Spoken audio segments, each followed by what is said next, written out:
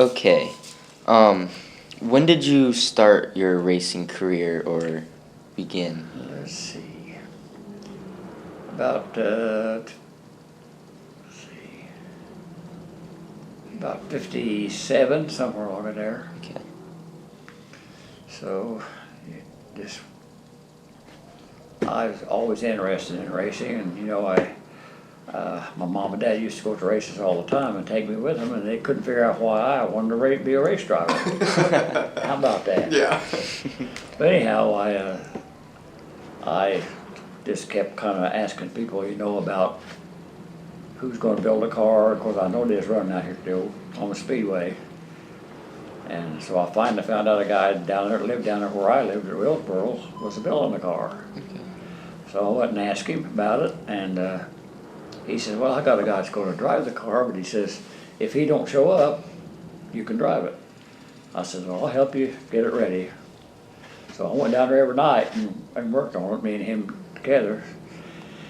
And the other guy never did show up. Really? So Sunday came, I went to the races, and I figured maybe the guy'd show up out there at the racetrack, but he didn't.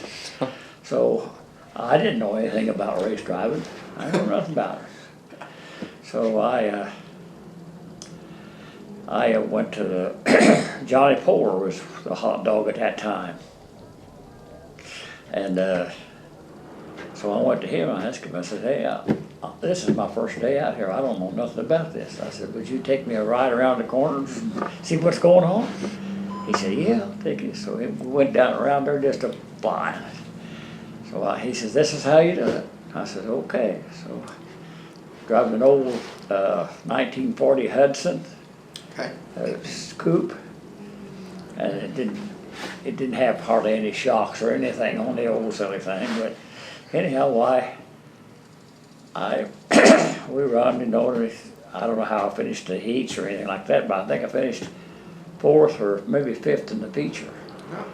And so boy, I was hooked. That's awesome. So. Of course, I knowed my wife and my mom wouldn't go along with that, so I kept my mouth shut. So my mom worked in the store down there at Wellsboro, and some guy come in about Wednesday and says, "Well," I said, "your boy done all right out there at the Speedway." She says, "No, not my boy." I said, "My boy ain't no race driver." She said, "His name's Bob Baker, ain't it?" She says, "Yes." So that's him, all right. That's great. So. Boy, when I come home from work that day, Mom and my wife both lit right on top of me. They said, "We ain't gonna put up with that." I said, "You might as well put up with it, because that's what I'm gonna do." Yeah. So, so I went ahead and drove for Gibson for a while until Bert Van, the guy used to have a garage out there on Wilson Street. Okay. Where comes this Union Hall is? Yeah. Right there. Okay. Anyhow, he had a garage there, and so in the meantime, Willard wanted to sell the car. So I said, "Well, what do you take for it?" He says, "I'll take $20 for it." I said, "Okay, I'll buy it." So I bought it. I didn't know nothing about mechanicing or nothing like that. Didn't know nothing about it. So anyhow, I don't remember exactly how I got hooked up with Bert Van Gilder. Really don't remember that. But anyhow, he was a top-notch mechanic on the Hudson. So I got with him and I told him, I said, "Bert, if you just keep this thing up, I'll give it to you." He said, "Well, that sounds a pretty good deal." So he kept it up. We run pretty good, and we run pretty far up in the features. So Shorty Prather come in on the deal, and so in 1958, I believe it was, 58 or 59, 58 I believe it was, the Hudson come out with a big engine. I mean, with a long, big 6-cylinder engine. So Bert says, "I'm going to put more of them things in it." So he cut all the firewall out and the two back plugs was sticking right between my legs. So Wow. but that thing would fly. I mean, it would fly. Wow. And we started winning the races, boy, one right after another. And so we went over to Bloomington one Saturday night, and they didn't have no Hudsons over there, you know, and they said, you guys can't run them, said they're not legal. And I said, well, what, why not? Why are they not legal? And my old Bert, he's about to have a fit. And so they said they don't measure up right. Bert said, measure them. So the guy went out and got his tape and started measuring. I said, you guys can run it. Yeah. You guys can run it. So I was driving one car, and old Crowbar Taylor was driving the other one. So both of course, I think we split time, and we started on the back row, and of course I went up on the outside, and he went up on the inside. Before we got in the first turn, we was leading. Wow. So they like to have a fit over there, you know, because we just run off and hit from them Hudsons. You know, them old things would flat run, buddy. They would run. So they in the main event, they took me out. They run me out off the track and messed it all up because they didn't want us to run over there. So old Crowbar, I don't know where he finished. They took after him too then. Anyhow, he says, these so-and-so's is not going to do that to me. I said, heck with it, I ain't going to worry about it. I said, if they want the daggone track that bad, let them have it. So we was running at the Speedway and Fairgrounds and stuff like that. We were both running pretty daggone good. So finally, I forget, anyhow, we was racing at the Speedway, and I think I was leading, and there's a car in a turn, and I didn't see this other thing, and run right smack dab into it. And it just almost totaled that old car, you know, so it's the end of the season anyhow. So I told old Bert, I said, you go ahead and get somebody else to drive it. I said, I'm going to sit around a while. Because I didn't like the way the setup deal was. And Shorty Prather was in on it, and I ain't got anything against Shorty, and Bert, you know, they were both drivers, and they didn't know nothing about it. And I was doing the driving. Crowbar, he was with them too, you know, he finally quit them too. But anyhow, that season was over. So the next season, I didn't have a ride. So I was just sitting up there on a hill with my brother, and old Sig Markham come along, and he says, ain't you driving today? And I said, no, I got no car. He said, I'll get you one this week. I said, all right, I got it. But I thought we'd all been drinking. And I thought, you know, I thought, heck, this will just go to Wednesday. I got a lady call me Tuesday night. He says, I got you a car, bud. Wow. And I said, all right. So it had it was a 38 Ford coupe. I knew that's what it was. Yeah, 38. And so he got it off of old Gene Miner. Miner was selling cars at that time. Him and old Beatty Luke was in together. And so we went to the Speedway, and I don't know where I finished. I finished out about probably 5th maybe. And he said, we're going to put another engine in that thing this next week, see if we can't do a little better. So he went over to Nugent's, and Nugent gave him a deal on an engine. So he got that engine in there, buddy. We started winning and everything. We was coming, buddy. I mean, that thing to run. So finally, Sig, he was a heavy drinking man, you know, and he just kept letting the car go down and not doing anything to it. And I kept finishing further back all the time. So I was really disgusted, and you know, when you've been running up front and have to go from the back, well, that's not good. So I just went out there and told him, I said, Sig, I'm gonna quit. I said, we ain't running right.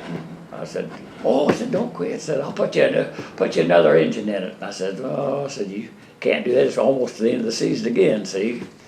So we went in there and I finally quit him.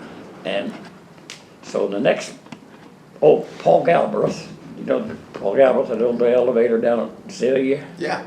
Okay. He come to me and he says, hey, he said, would you like to drive for me? I says, yeah, heck yes, because he had Gerald Hoppick driving for him. And Gerald wasn't pleased with the way the situation was, and Paul says, I'll build you a new car. I said, okay. So he got a 34 Ford, put a 6-cylinder engine in it. You know, I thought, we ain't gonna have a chance of that 6-cylinder in there. So he set out in California and got some John's pistons and a Clay Smith cam and all that, put it in there. But we run with them. Yeah. We run with them. Wow. So I run with him the whole season and half the next season, and then the guys started coming with these strokers, you know, these Ford strokers, and they started beating us. So I told old Paul, I said, Paul, we've got to do something. I said, we're getting beat. And he said, well, he said, I'm kind of disgusted with the whole situation. He said, I think I'll just sell the car. I said, well, I hate to see you sell the car, but I says, we ain't doing no good. So he sold the car to Dan Wheeler down at Bologna, and Dan was owned a tavern down there, and he liked the booze. Well, we run good at first, and the first thing you know, we just run back again. And I couldn't figure out what was going on, you know. What he was doing is they'd get drunk, and when they take the car back home, they take it out in the back roads and run the dickens out of it. And I couldn't figure out what was going on. And nobody ever told me. Yeah. So I told him, I said, Dan, there's something wrong here. What's going on? Oh, nothing, honey. Nothing wrong with it. I said, well, we're not running right. I said, we're not running up in front. He said, well, I don't know what to tell you. I said, I know what to tell me. I said, something's wrong with that car. So anyhow, Bundy Brothers down at Brownstown, they had a flour mill or some kind of a big deal. And this guy was, Keith Bundy was his name. And so I talked to him, and Dan introduced him to me. He says, hey, he says, this boy will drive the car for you. And he had a guy driving it, but he couldn't, he just said, it's dangerous. He said, don't get in that thing. He says it's dangerous. Of course, I'm just a young kid. I didn't give a hoot. But anyhow, I got in it, and shoot, it had a Chrysler 300 in it. Okay. And so I was driving her, I was out there qualifying, and the silly thing just took off. Right over the wall, you know. Wow. And I thought, what in the world? So we got it, and didn't hurt the silly thing any. But anyhow, it sure hurt my pride. Yeah. But anyhow, we talked to a guy down there at Brownstown. Quillen was driving for him at the time. Can't think of his name right now, but anyhow, he knowed how to set a car up and everything like that, you know. And I wasn't too good at it. I could do pretty good, but not very good. So he got it straightened around on it, and shoot, man, that's flying again. So we went down to we're out here at the Speedway to start with, and they didn't have the right gear under it. And I was winding the thing up about, just as soon as I come off the corner, about halfway down the corner, straight away I wind her out. She just go, oh, that's it, see? So I told Dan, or the guy that owned the car, I said, we're going to have to do something about that. It's not got the right gears in it. He said, oh, he said, we'll fix it, we'll fix it. So we went down to, there's racing at Mitchell at the time. We went down to Mitchell, and the track was altogether different. Man, we flat ass flew down there. We were up against the Gilstrap and all them guys. It was hot dogs. We run, and I finished third. Wow. Boy, I'd tickle that old boy to death. He really was proud, you know. I said, we got to get another gear under for these other tracks. And he said, I'll take care of that. So if that guy, Keith Bundy, he's only 30 years old and died in the bathtub. Died in the bathtub taking a bath. Wow. They sold the car to one person and the engine to another guy. So there I was out of a ride again. So It's unfortunate. then I started driving for,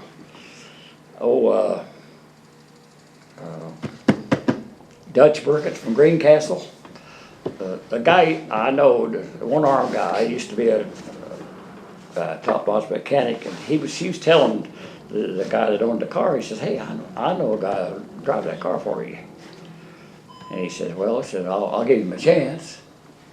I said, well, he said, well, I'll have the car down, come to Speedway Sunday. He says, we'll see how he does.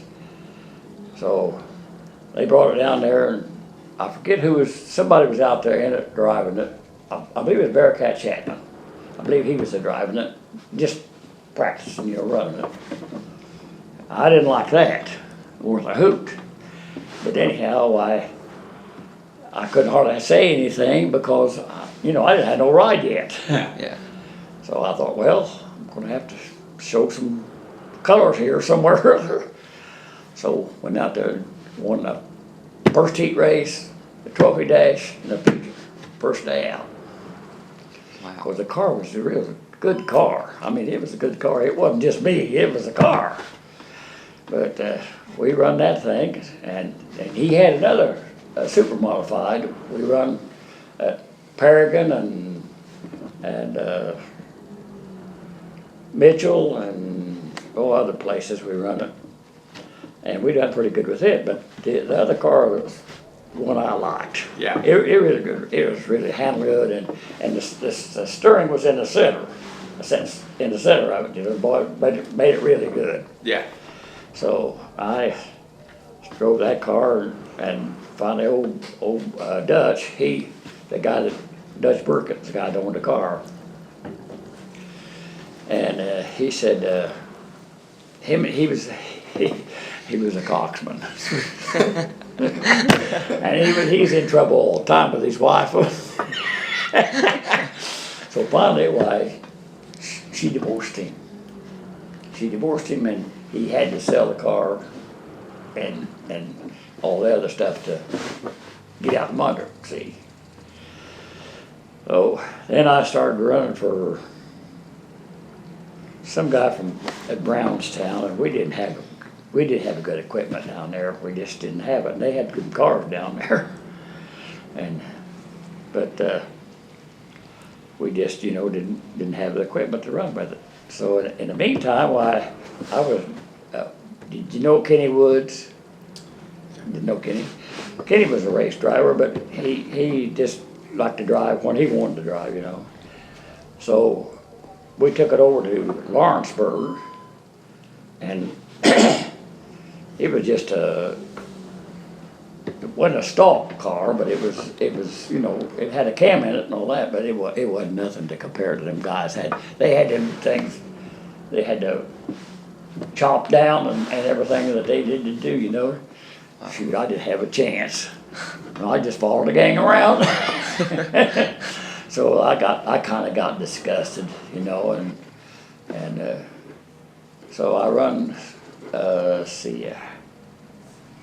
was it, a guy by the name of Chapree, Edinburgh, had a sprint car.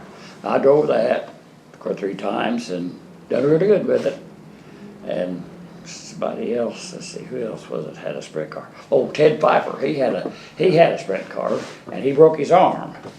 So he asked me to drive it while he was, and we set second fast time out there at the Speedway, or at the Columbus Fairgrounds. And about the time we was getting ready to line up with the feature, rained. So in the meantime, while he his arm got better and he got to where he could drive again, you know. So anyhow, before this happened, why, that time I set the fast time, anyhow, why, it rained, and I told him, I said, don't touch it. Just do not touch that thing, leave it alone, because it's just right. So in the meantime, me and my wife was driving around Columbus, and we went over past the garage where he was at. He had that thing laying all over the garage. And I thought, what in the world? I went there and told him, I said, Ted, I told you not to mess with that thing. Oh, he says, I'm going to make it better. I said, yeah, I bet you will. Anyhow, he brought it out to the racetrack the next Sunday, and I could not drive that silly thing. Oh. I could not drive it. It just wouldn't handle. And so I made it 2 or 3 attempts to qualify and sputtered all the times. And I just got out of it, took my helmet, and went grandstand. So he put Bob Black in it. Bob finished, I think he ran with the jalopies and won the race, you know. But that car was capable of running about anything you wanted to run, because it had a full house Buick in it and 3 carburetors. And it would really fly. It would really fly. In fact, we was running right up against amongst the good ones when it rained that day, you know. We was right up in front. And I was just getting ready to do a little effort and maybe take a little bit closer up from the front. But, you know, it rained down, so we couldn't do it. So anyhow, I just kept messing around with old junk piles and stuff like that, and I thought, hooray. So I just quit. And everybody asked me, I said, well, what'd you quit? I said, heck, I couldn't get a good ride. I mean, I wanted a good ride. I didn't want no. You want a slow car when they can't. Yeah, you don't get it after you've been running up in front. You don't get that old junk and out there and run. Yeah. So, you know, that's just the way it was. And, I run a lot of different cars during my racing time, you know. But them cars I was telling you about was good cars, you know. They run good. But they had jalopies and stuff like that. I run them. I just run anything that had wheels on. Yeah. So, but I kind of hate that I quit when I did, because, you know, I might have been under the ground, or I might have been above it. Now, what year did you officially kind of end your racing career? Do what? What year do you remember when you ended? I'd say probably about 62. Okay. And I started in, like I said, what was I said is 50, let's see, 52 when I started, 1952. Okay. So I hope I satisfied you guys. Yeah. I wasn't. That's. Do you have any highlights from your racing career, like your all-time favorite memory?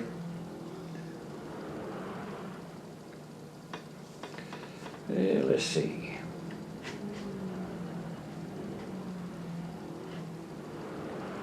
I run against some hot dogs, good race drivers. And I really enjoyed that, because, you know, I didn't run in front with them, but I was out there with them. Yeah. And, Pete Foltz, you remember him? The name sounds really familiar. Yeah, Pete Foltz, he was tough. I run against him. And there's another guy running real good. Can't think of his name right now. But old Pete, he was a It's a good heck of driver. a race driver, boy. Yeah. I think he finally, he didn't get killed, I don't think. I think he retired. And his son drove, and we were down at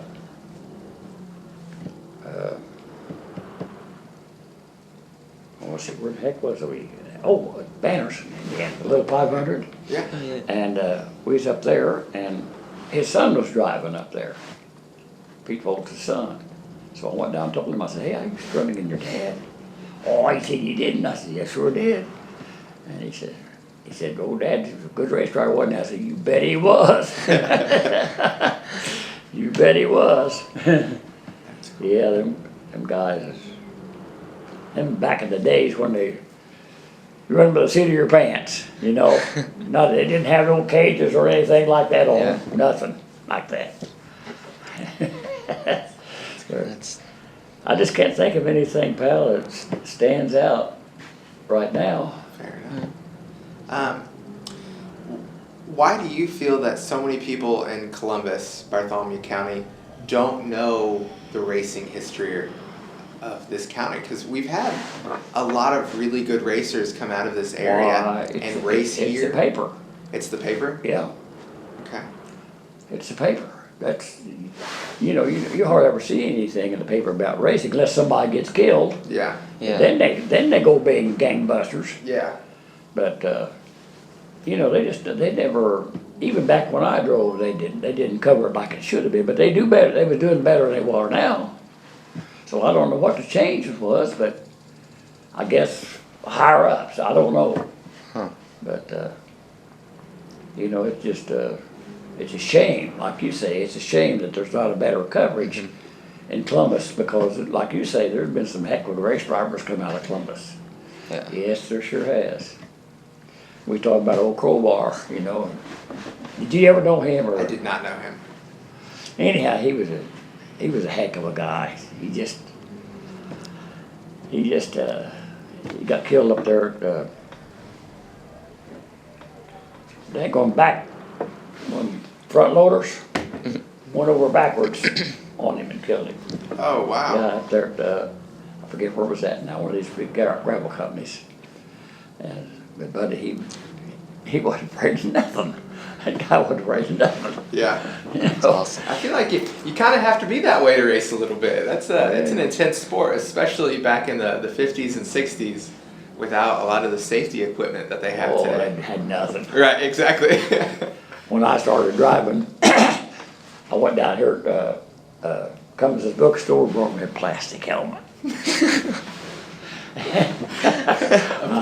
And so anyhow, I don't know where the first time I took it out there or not, but maybe the first time or the second time, some guy got on his head, and I mean, it hurt him. I mean, he was hurt. I thought, oh, and more of that crap. Yeah. I'm getting me a helmet I can depend on. So I sent away and got a Cromwell, Okay. and it was a good helmet, you know, but they don't even make them anymore. So, but nowadays they got helmets that, I mean, good helmets. They're So thousands back of then- dollars. Back then they didn't have nothing. Yeah.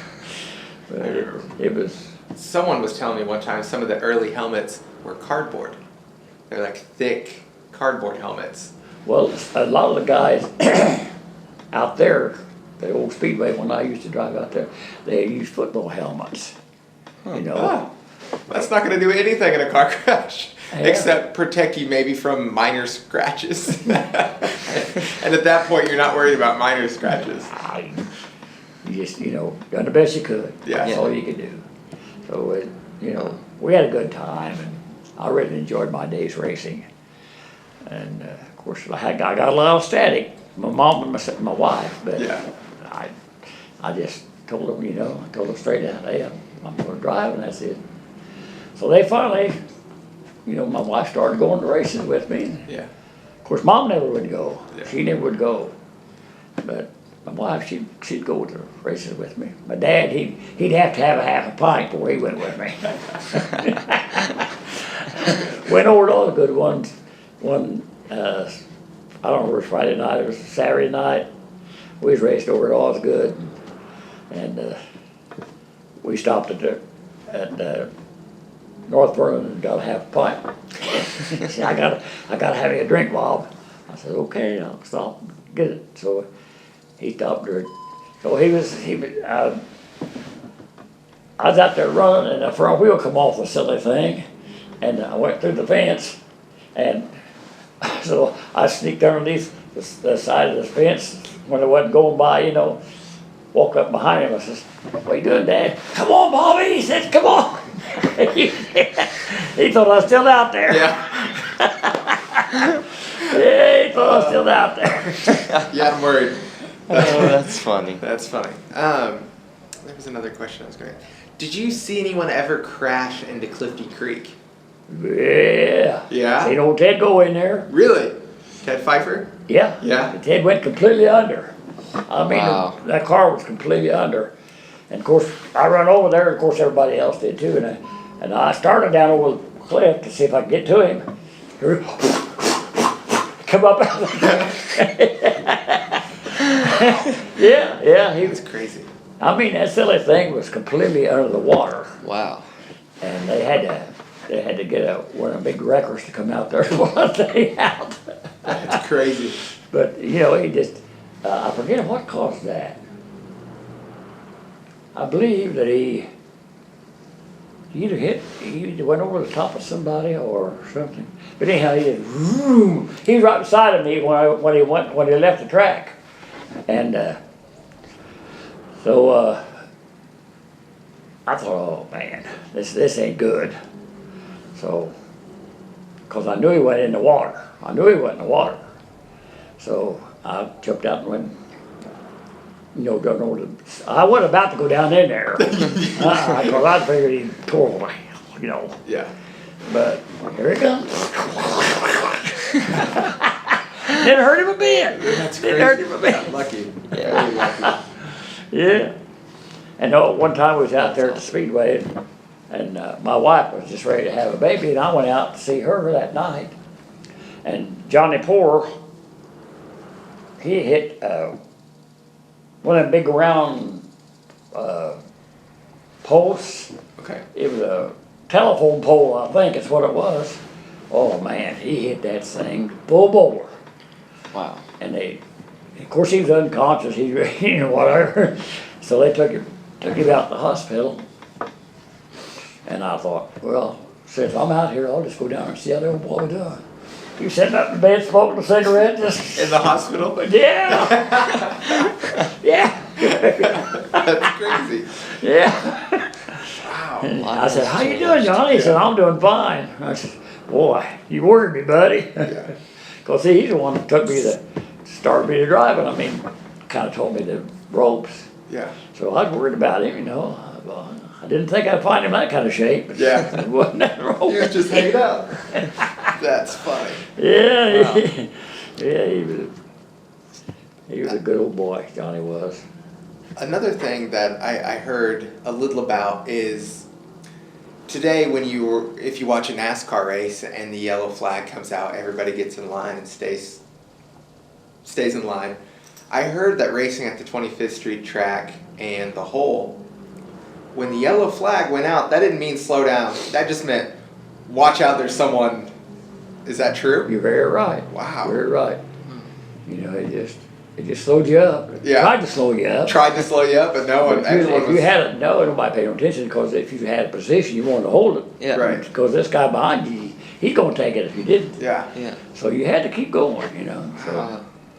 but really, Pfeiffer and Johnny Poor and there were some other guys hurt out there, but not real bad, I don't think. But anyhow, it was good old days. Yeah. I really enjoyed that. But it ain't like that no more. It's not like that. You don't buy an old car and take it and race it. You don't do that no more. You have to have Brand new. High. almost 7 figures for a car now. It sounds like. Yeah, Yeah. you do. Yeah. But anyhow, we just.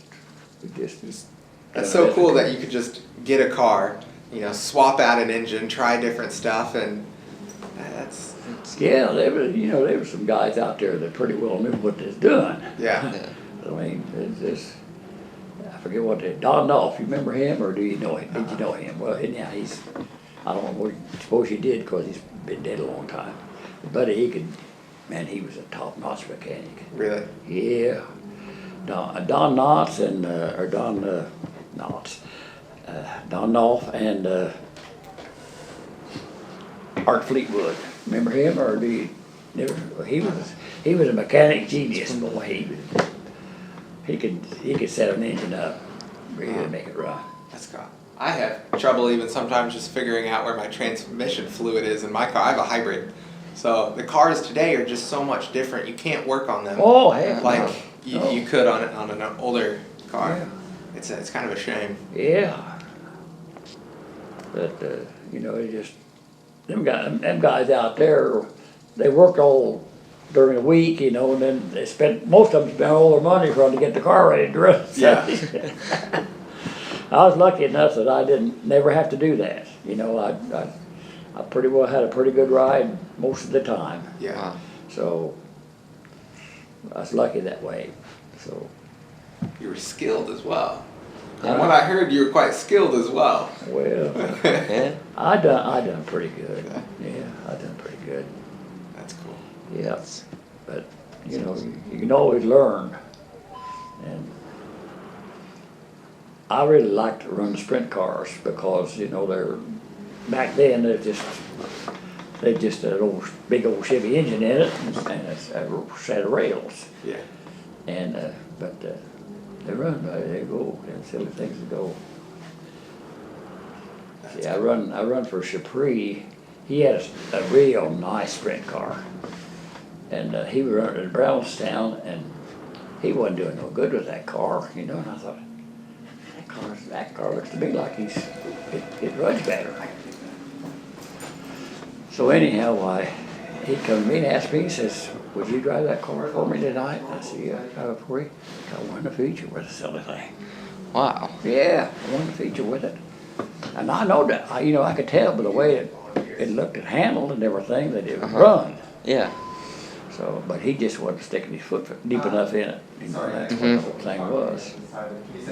But, and there's a lot of cars like that. I mean, a lot of people that was good drivers, and some of them wasn't so good. Yeah. But, Try to help you. you know, I was really lucky that I done as good as I did, and I never did get really hurt seriously. Yeah. That's. And I went over the wall over at Paragon, and I think I rolled to a couple of times. Wow. But when I woke up, I was in the hospital. But that's all right, you know. Yeah. When I come out of it, I was okay. Well, that's So, good.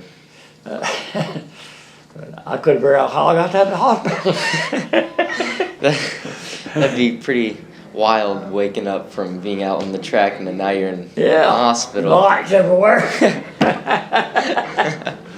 But you know, that's just the racing, buddy. That's the racing end of it. But I really enjoyed it. Is there anything you regret while racing? Well, mostly some of the guys I fooled around with. Mm-hmm. You know, trying to run their car up in front, and you couldn't do it. It just wasn't possible. So, you know, you regret them days because you hurt your career. Mm-hmm. You know, you really do. So,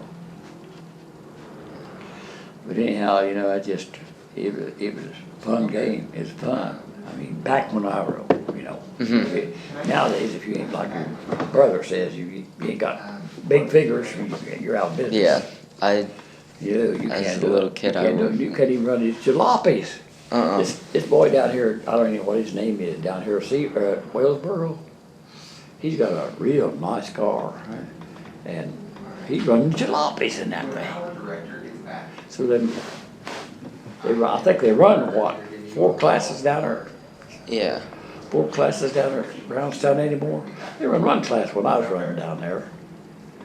You just run the stock cars and that's it, you know. They run no jalopies or whatever. They finally got to where they was running jalopies along with the modifieds. Okay. But they never did run like they are now. 4 or 5 different, you know, bunches. 4 or 5 different classes. It's just, Yeah. you know, that. Well, I talked to that boy down there. I stopped early. They had the car sitting out there. And I just stopped and talked to him. And he said they don't even qualify anymore. They just take a number because there's too many cars. Too many cars to qualify. I didn't know that. They just take a number. Yeah. Huh. That's wild. Yes, it is. Sorry. They don't qualify anymore, you was saying? Really? No, not in Brownstown, they don't. And I don't think they do it, North Vernon. I don't think they qualify down there, because they have so many cars. They got 3 or 4 classes, and maybe 60 cars or so in each class. They can't qualify them. It could take all night to do that. Right. So they started picking just Out of a picking a hat. number. Yeah, like picking it out of a hat. Interesting. Yeah. So racing is at this level is still really popular then, if they have that many cars. That's really cool. Yeah, that's the way they do it. I didn't know it until I went down and stopped at that fellow's name down there at Brownstown, Walesboro. And he told me down at Brownstown, I said, how many cars you got down there? Oh, he said, they got a bunch of them. I said, how do they get them qualified? He said, they don't qualify them. They just take a number. I thought, I've never heard of that one. Yeah. So you could potentially not get drawn for a while. Do what? You could potentially not get your number pulled for a while. Yeah. That would be unfortunate. That would be frustrating. Well, you see, the different classes. Yeah, okay. They I think they had 4 different classes, what he was telling me. And each one of them classes has their picking the number. They don't do it all at one. Okay. Okay. Yeah, they do it in each class. Okay. So, Huh. and you pick, and you, Another word call. You got it? and you, you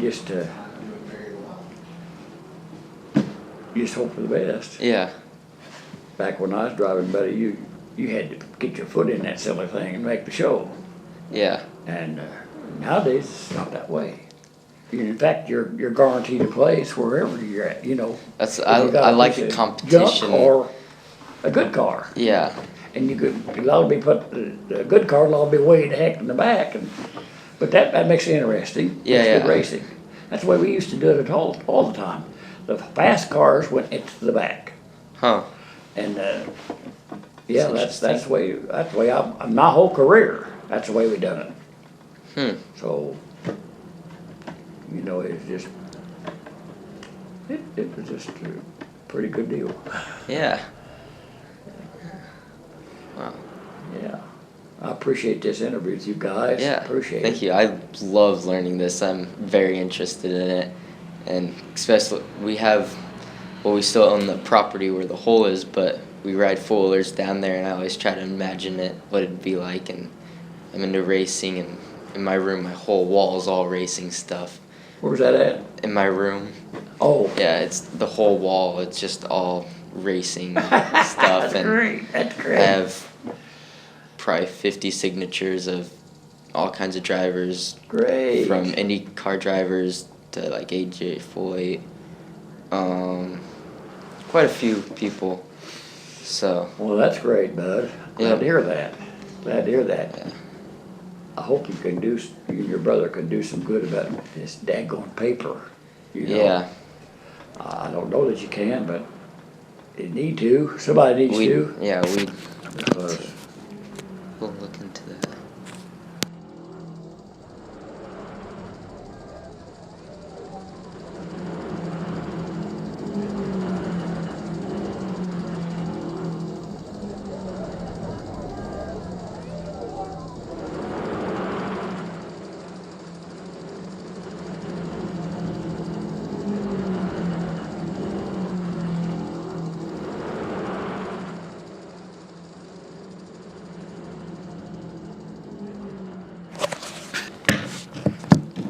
All right.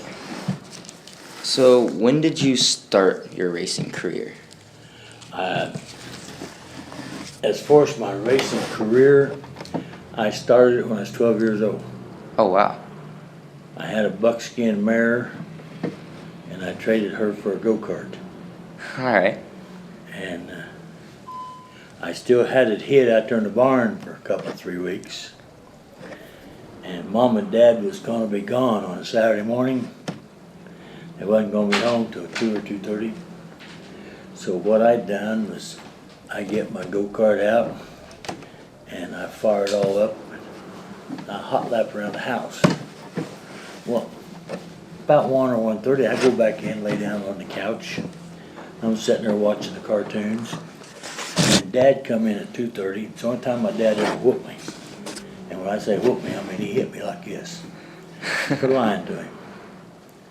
I was acting real innocent. He come in, he says, what happened to the yard out here? I said, I don't have no idea. I've been laying right here watching cartoons all day. Boom! He hit me. First time my dad ever done anything like that. And he said, don't ever lie to me again, boy. He said, I know you've had that go-kart out there in the shop, in the barn, for the last 2 or 3 weeks. I know you traded the buckskin for it, candy. And it's just been, ever since, I've been wanting to be a racer. That's awesome. Now, when I was 3 or 4 years old, in 47, when the hole opened up, we was there every Sunday afternoon watching them race. And all of a sudden, I kept telling Mom, I said, boy, when I get big, I want to be a race driver. When I get big, I want to be a race driver. And about the time I was 6 or 7 years old, 51 or 52, she made my dad quit taking me to races. She said, I think that dummy really wants to be a racer. And I don't want that. And it was very heartbreaking because all the years I raced, I'd stop by and see Mom and Dad every once in a while going to a racetrack somewhere on Sunday afternoon or Saturday. And every time I walked in, well, where are you going to get killed at tonight? I heard that all the time. I just got tired of it. I said, quit going around them.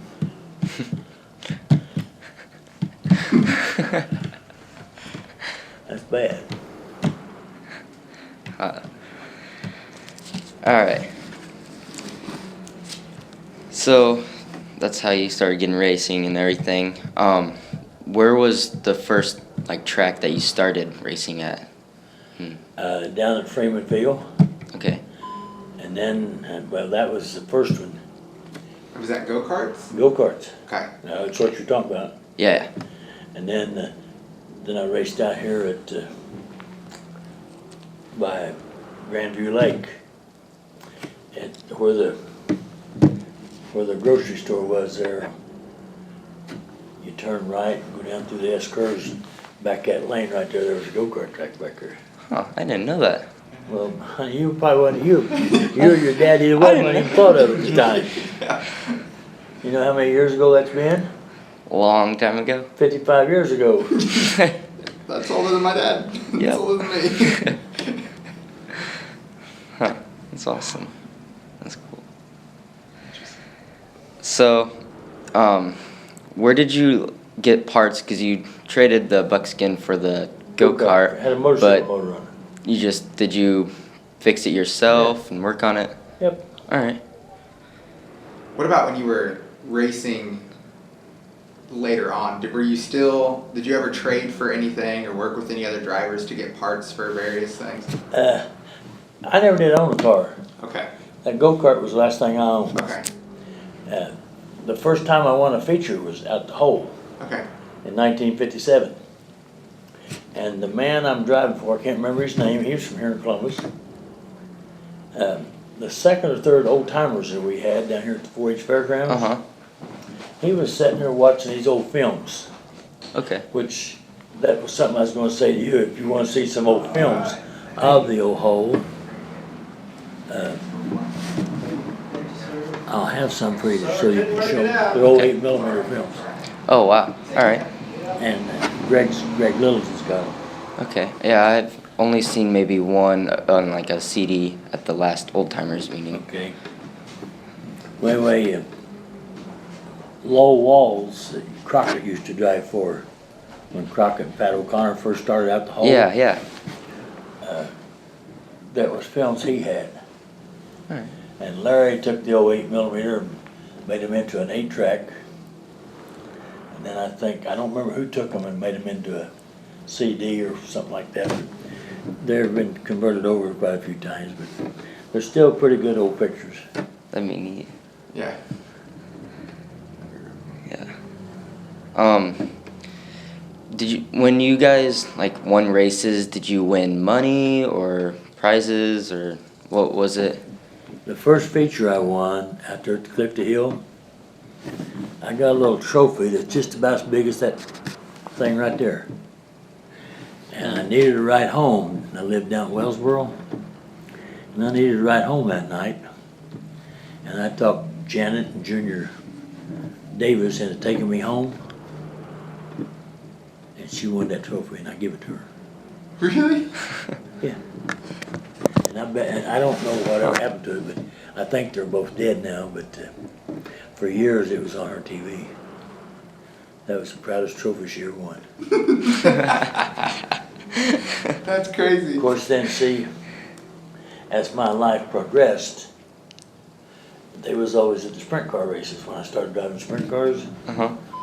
and they was always so impressed how that kid, at 13 years old,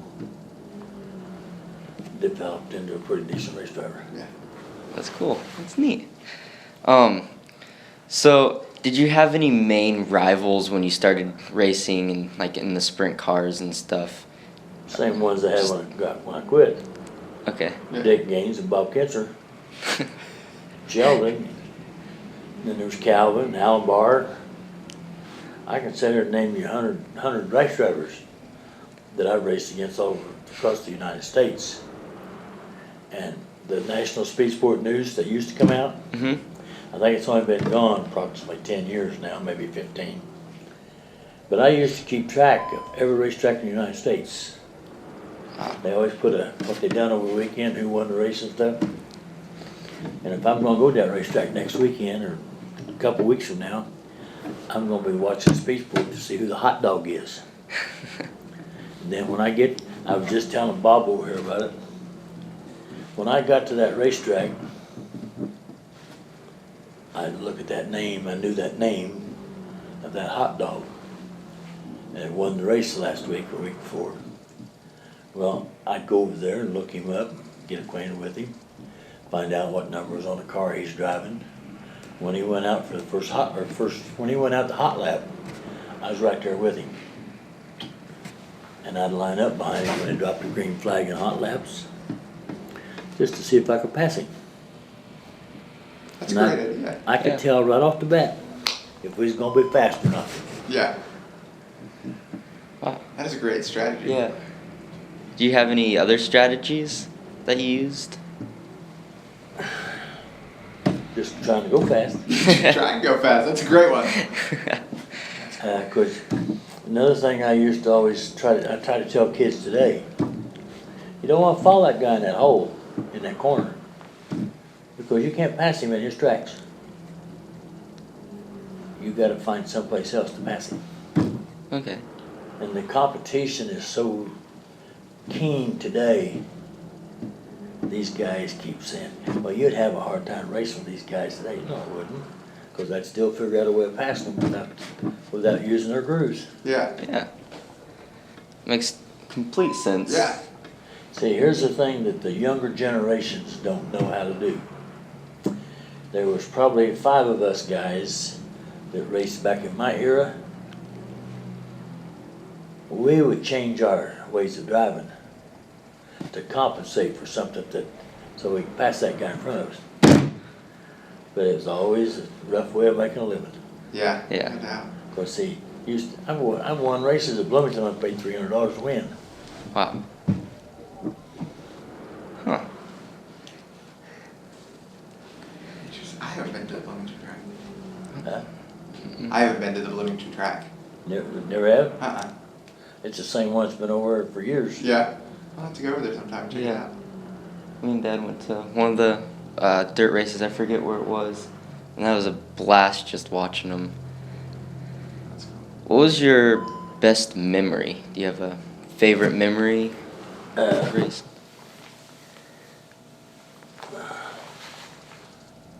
I was driving for Carl Kinser in '72.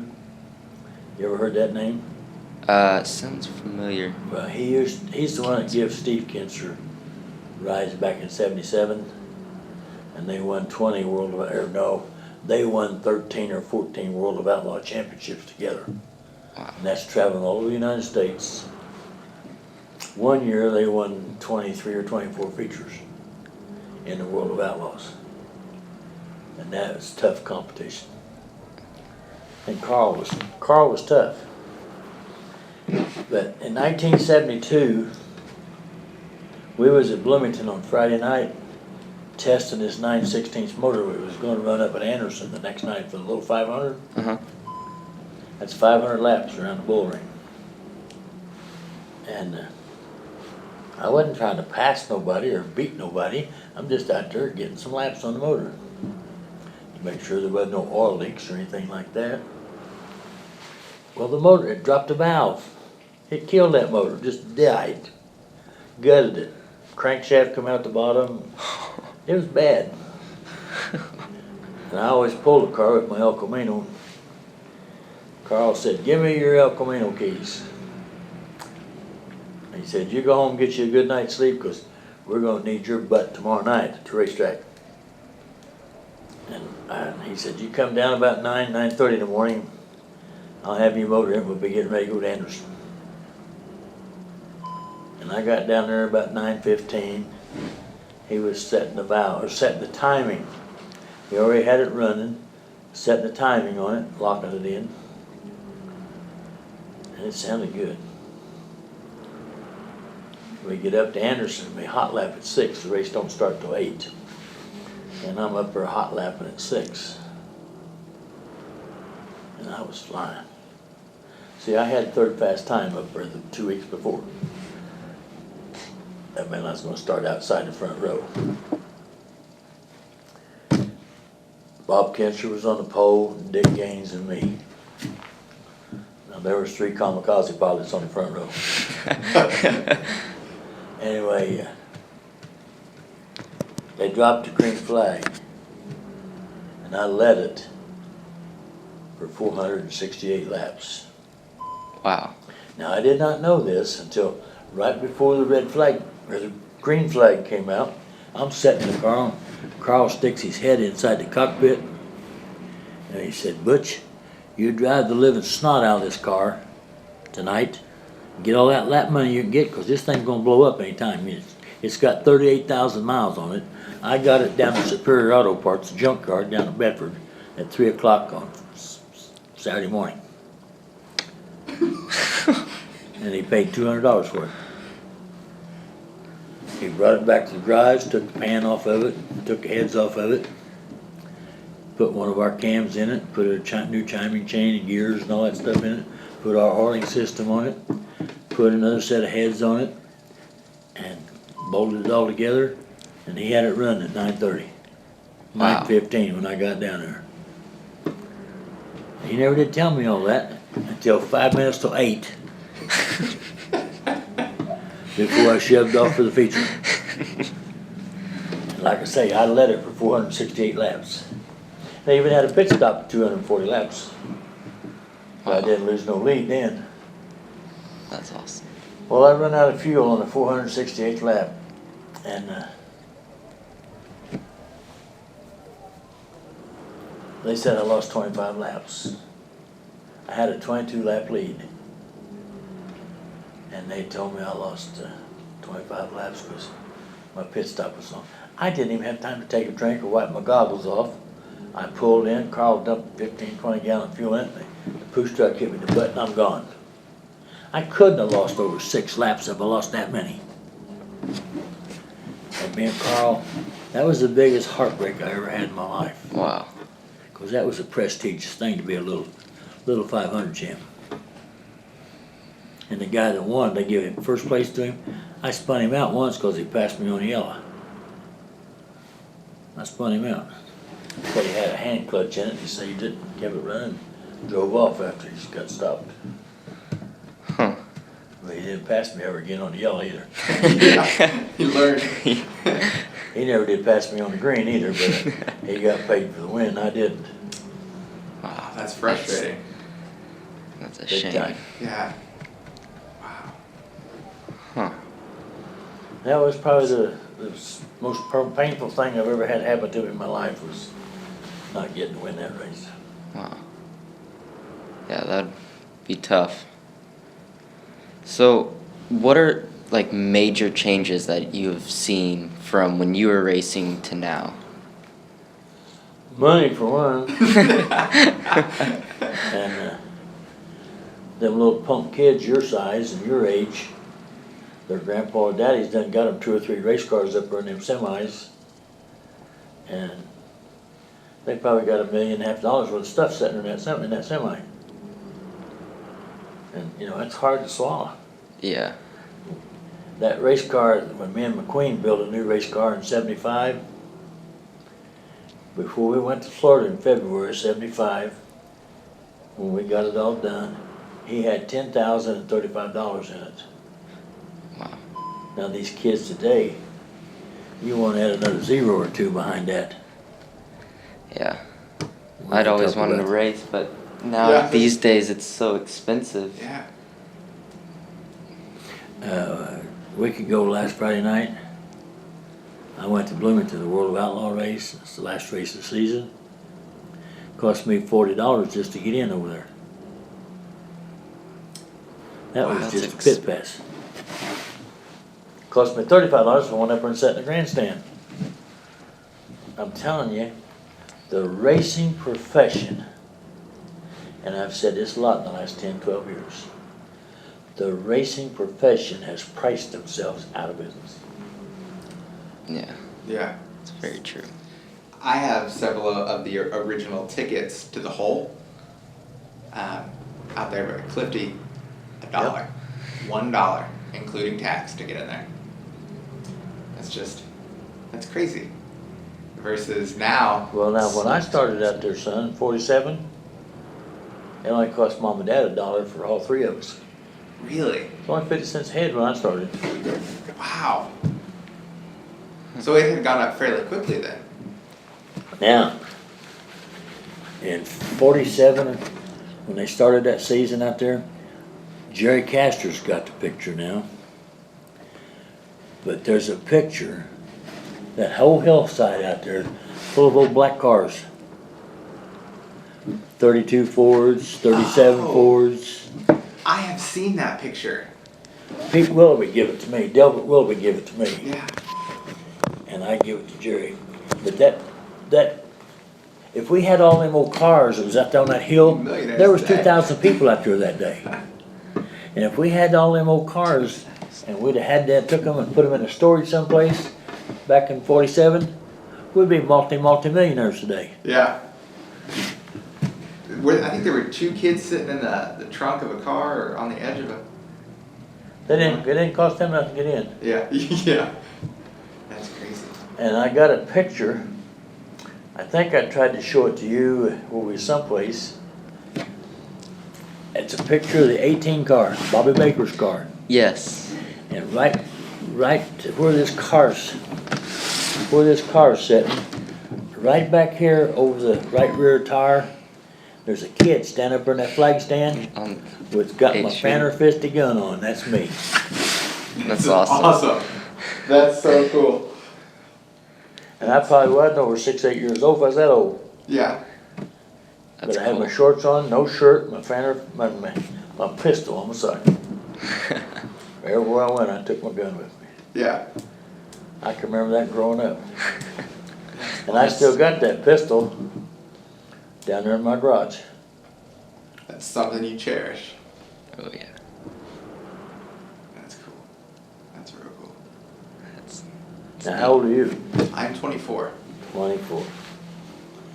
And you're 18? 18. Yeah. Now, are you guys relation? Yes. He's my younger brother. Younger brother. Yes. So we've had a fascination with the track out at the farm. Have you been out there lately? I haven't been out there probably in the last 2 weeks, maybe 3 weeks ago I was out there for a little bit. Well, you can still see it then. Yeah. Yeah, we ride four-wheelers down there We all ride- the time. yeah, we have like a 4-wheeler track through, so Around we it. pretend like we're still racing. Oh, yeah. So. Is the flag stands, there's a announcer's booth still down there? Uh-uh. Mm-mm. Uh-uh.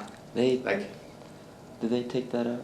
And someone stole it? Someone's Or was that the beginning? Someone stole the stand. Someone stole the copper wiring. Oh, yeah. There's maybe, the only thing you can tell left is on the hillside, there's a couple, like, Bleachers? posts. Wood posts from where Yeah. the bleachers Where's were. the Sticking cross out. ties, honey? Or, I'll tell you what they probably was, if they wasn't cross ties, they was old light poles.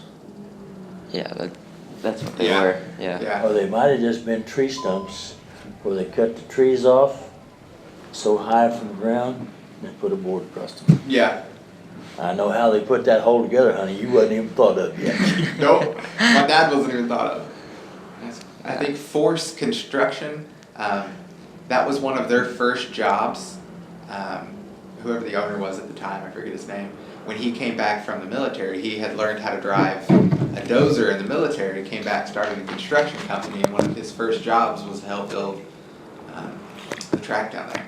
Oh, really? Yeah. Now, what relation was Bill McCoy to you? Bill McCoy was my great step-grandfather. He married Helen Redeker, who became Helen McCoy, the property owner. Now, Yes. Or was Bill? I get Bill McCoy slightly mixed up because it might have been, Bill might have had, his brother might have been the one that married my great-grandmother. I get the two McCoys. Bill McCoy, they said, was the owner of the property. Okay, then technically he wasn't. It was Helen McCoy. Okay. Which is why none of the he's the McCoys one that have- built the racetrack. Okay. Okay. Okay. Or at least that's always the story I got. Yeah. Well, Helen owned the property. He never Really. physically owned the property. He ran it, yeah. and did everything. But being the male head of household, you said you owned it. Yeah. There was one. Legally speaking, if that was his wife, it was half his anyway. This is true. That's true. His son got a 1 acre portioned off in the very back of the property. It has since left his family, and it just completely ran down out there now, unfortunately. But It never was the prettiest racetrack in the world. no. But I've seen a lot of good races out there. Yeah. Yeah. That's cool. It's funny because there used to be that dip on the third turn, I think it was. Going down the back There's stretch. still that, and we have our Fuller track go right around it because it's still there. All right. Thank you. There's some of the embankment there. You can still tell where it was. It's still flat and everything, but Is there any guardrails still up? nope. Even on There's- the back stretch there where you go up into the creek? Yeah. You could still go off into the creek on 4-wheelers. You're coming around the Well, now- corner too quick. Pfeiffer, the one that was at our old time here at the library. No, he didn't come. He was here last year, Okay. Okay. I remember hearing the name. the name. But he Yeah. didn't come this year because he's had skin cancer and they was cutting it off that day. Okay. He just didn't make it either day. But anyway, he's the only one I've ever heard of, everyone over the bank. I asked him, we made him a hometown hero in 2010 or 11. He was a hometown hero. And when I presented him with this plaque, it was a big surprise deal. I said, well, this says Alan Barr on it. And Barr said, well, Butch, I don't think you know how to spell or read very good. I said, why is that, Maverick? We was doing this in the microphone there in front of people. He said, because this says Ted Pfeiffer on it. Are you here, Ted Pfeiffer? Pfeiffer was standing right there, and he walked up there. It's the first time in my life I ever seen him speechless. He didn't know he was going to get it, said he had no idea what to say. Wow. That's cool. And what we're gonna do this year at the Hometown Hero,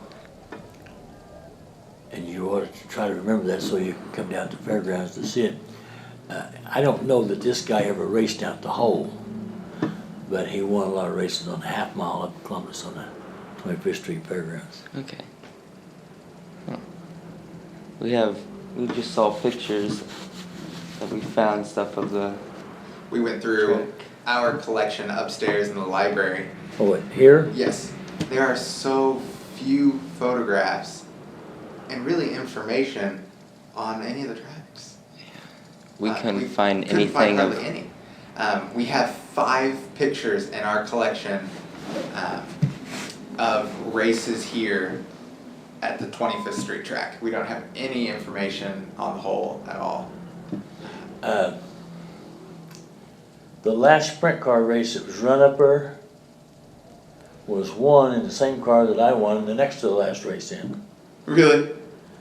And I had a new car in '72, and Alan Barr was driving the old car I drove, or I had. It was Carl Kincher's car. It was built in 1966 at 22nd and Home Avenue right up here. This is what I'm trying to tell you guys, that, and you both look dumbfounded at me. This community was a hot spot for the racing world. Right. There's been a lot of great race drivers come out of this town. And I'm not just saying it because I feel like I was one of them, but back before my time, there was a guy named Wilson, I think it was Bob Wilson. He used to have a liquor store over here on State Street. He used to have a midget back in the 40s. And whenever they took off racing, guarantee they brought the money home. And he only had one eye. Interesting. Yes. I think he died at 94, 95 years old. But he's probably been dead 20 years, but he was a racer. So he's selling liquor on Saturdays and racing on Sundays? Well, any night through the week, he went racing if there was a race somewhere.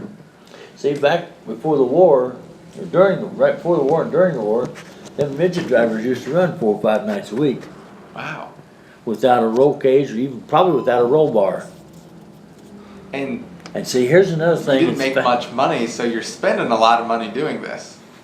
Gas was only 13 cents a gallon, son. Oh, that's true. That's true. 13 cents a gallon. That would be nice these days. Yeah. But here's another thing about it is, there was a lot of race drivers back in them days that didn't get old enough to even get a name for themselves. Because it wasn't nothing. When I first started reading in the early 50s, when I started school in 1950, right down here on 2nd Franklin Street, the old Lincoln School. Yeah. When I started reading in the 2nd or 3rd grade down there, I'd come home and read the Evening Republican, which that's what it was to start with, and there'd be 5 or 6 race drivers killed almost every weekend. Wow. Boy, I don't know if I want to do this or not, because all these guys getting killed. They didn't even have roll cages or roll bars on the back of their heads. And they'd take wild rides just like some of us took today. Wow. And I've seen so many different guys get towed out of cars. They have seatbelts or. Sometimes no. Huh. It wasn't mandatory. Yeah. And everybody call you a pussy. I shouldn't have said that, but everybody call you a pussy if you had a seatbelt on, because you wouldn't be tied into it. Huh. Well, when they put the roll bars on them, just the one roll bar over your head behind you, oh, they really got called that a lot then. Candy butts and all that stuff. Now it has to be so precise on the specifications Well, you gotta and keep everything. it together. My first race car that I won a sprint car feature in June 25th, 1966, I won it at Lawrenceburg Speedway. You know how much that car weighed? 2,235 pounds without me in it. Of course, I only weighed 160, 170 pounds back in them days. Now, this car that Dakota's got down here at E-Town, Roselia, Uh-huh. you know how much it weighs? 1,260 pounds. Wow. 1,000 pounds lighter. Yeah. Yeah. Or close to it anyway. Yeah, very close. Almost half. Not quite, but wow. He's got a 410 cubic inch motor. I had a 327 Jasper engine from down Jasper Engine Repair. No rebuilt motor. Diz had to get him, rebuild them himself. But his cars never was fast, but they was always last. They never would break. Yeah. Yeah. Huh. And there's been a lot of big name race drivers that drove for the name of Diz Wilson. I could tell you one that you'd have a coronary if I told you. A.J. Foyt got fired out of it one time. Really? 1958 at Minot, South Dakota. Diz told me many times riding down to Hopstock with him on Sunday night. He'd say, that's probably the biggest mistake I ever made in my racing career was when I fired A.J. Foyt. Yeah. He got paid $300 to let Foyt drive his car at Minot Fair. And Foyt won the heat race and was leading the feature going away. And rear end went out of it. Quit pulling itself. So Diz just knew the ring and pinion went out of it. So he loaded it up. AJ come by and he said, Mr. Wilson, if you wouldn't mind, I'd kind of like to drive this car the rest of the fair dates.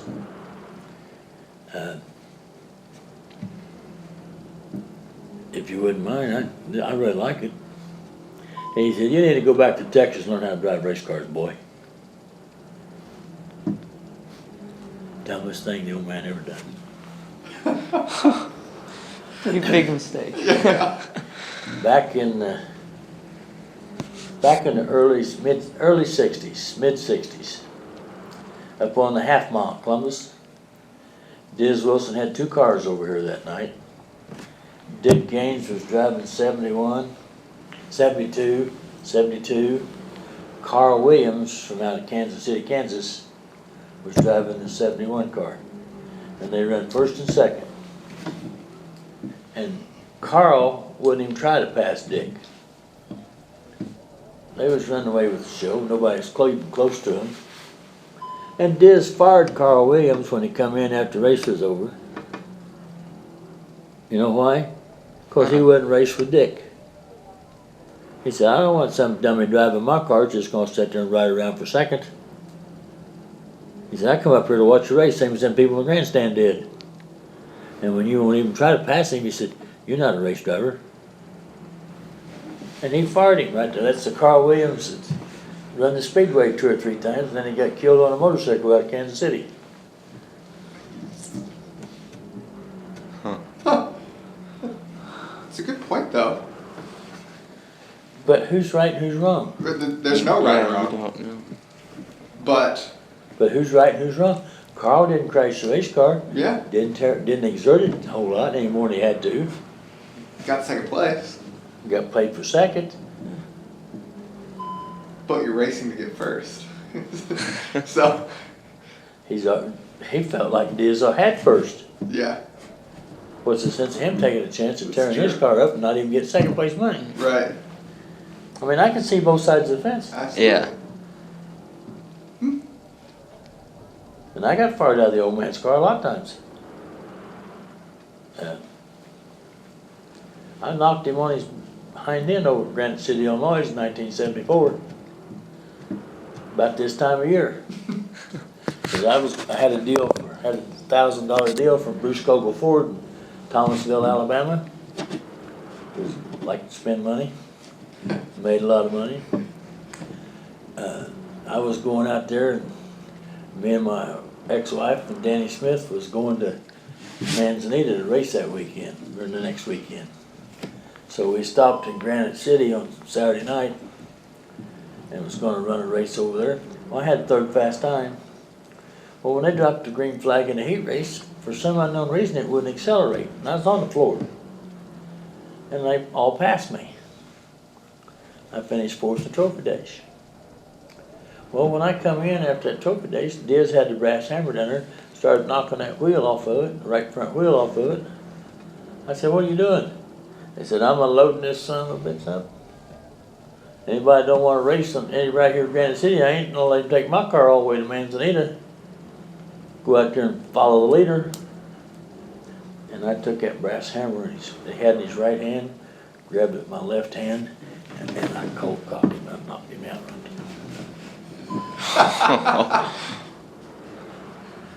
This was in '74. He was 62 years old. And I'd have been 30 years old that year. Wow. I was only 29 at the time, but I would have been 30 in September. No, this was in August. This was in October, so I was already 30 years old in September, so yeah. And then when I went back out there in '75, Jim McQueen and I ran all over the United States that summer. And we run 77 races. I won 29. I finished first, second, or third, 55 out of 77 races. Wow, that's really good. We made 160, man, but not say that. That's awesome. Wow. Don't put that on there. Yeah. Wow, that is an impressive record. Stevie Kinser's got one better than that. Really? Him and Carl won 50 races one summer. Wow. I think it was 110 or 111 races they run, but they won 50 of them. Wow. Been good to bet those years on them. And that's probably in '79 or '80, '81, somewhere like that. 5 or 6 years after I'd done it. But there's a lot of people right here in southern Indiana, just like our Tony Stewart from here in town. There's a bunch of great race drivers from right here in town that never did make it big time. Wasn't at the right place at the right time. So, why do you feel that this racing history, the heritage here in Bartholomew County, is not known by most people outside of the racing community?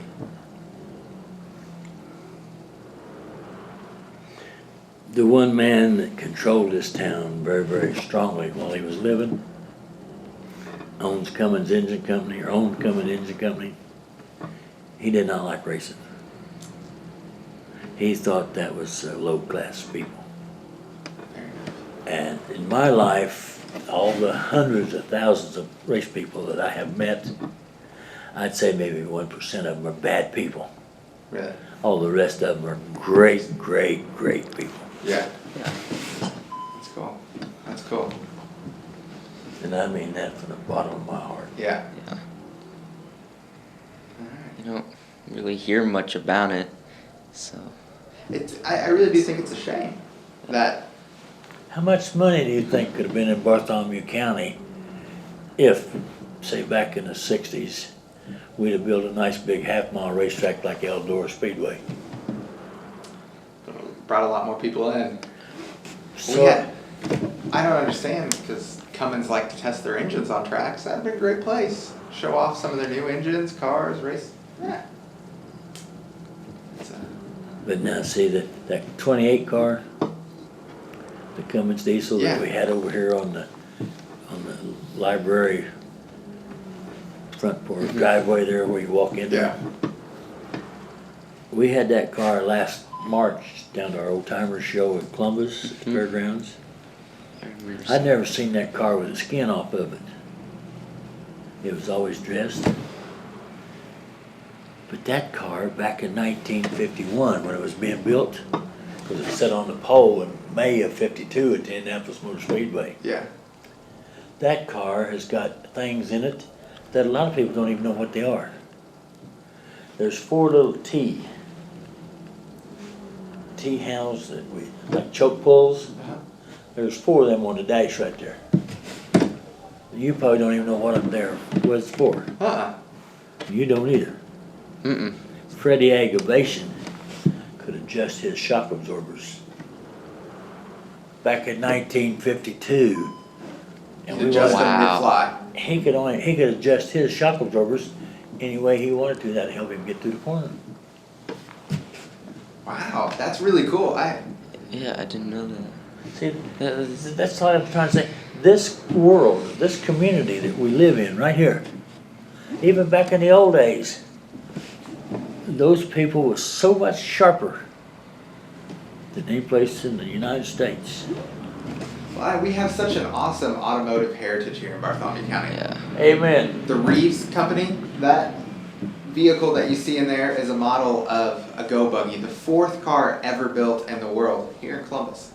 That's cool. We had the Sexto Auto and the Octo Auto. From a sales standpoint, terrible cars, but from an inventive standpoint, phenomenal.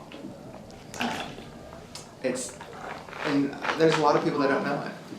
There's a car up here at the McCollar Air Base. Okay.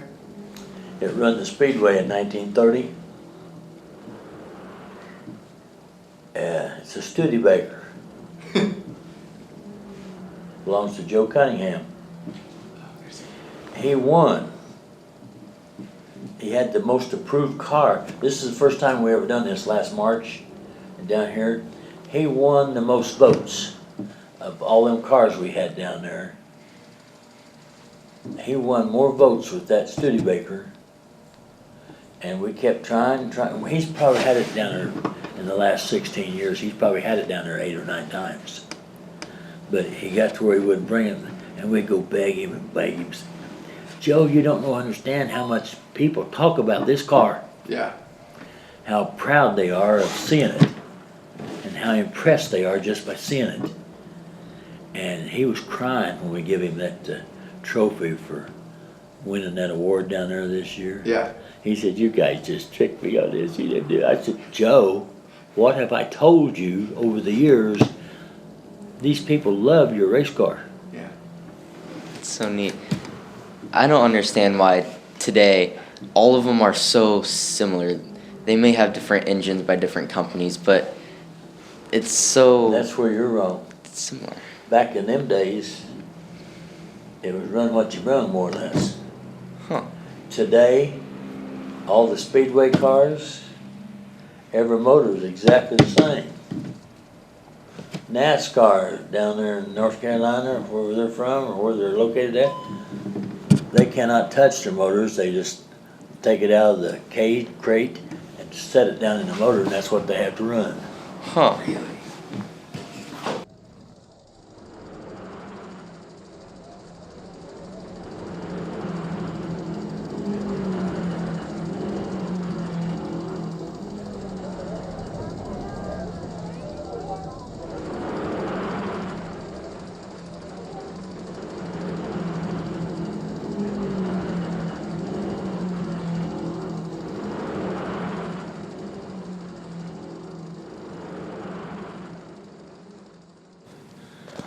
My only memories are,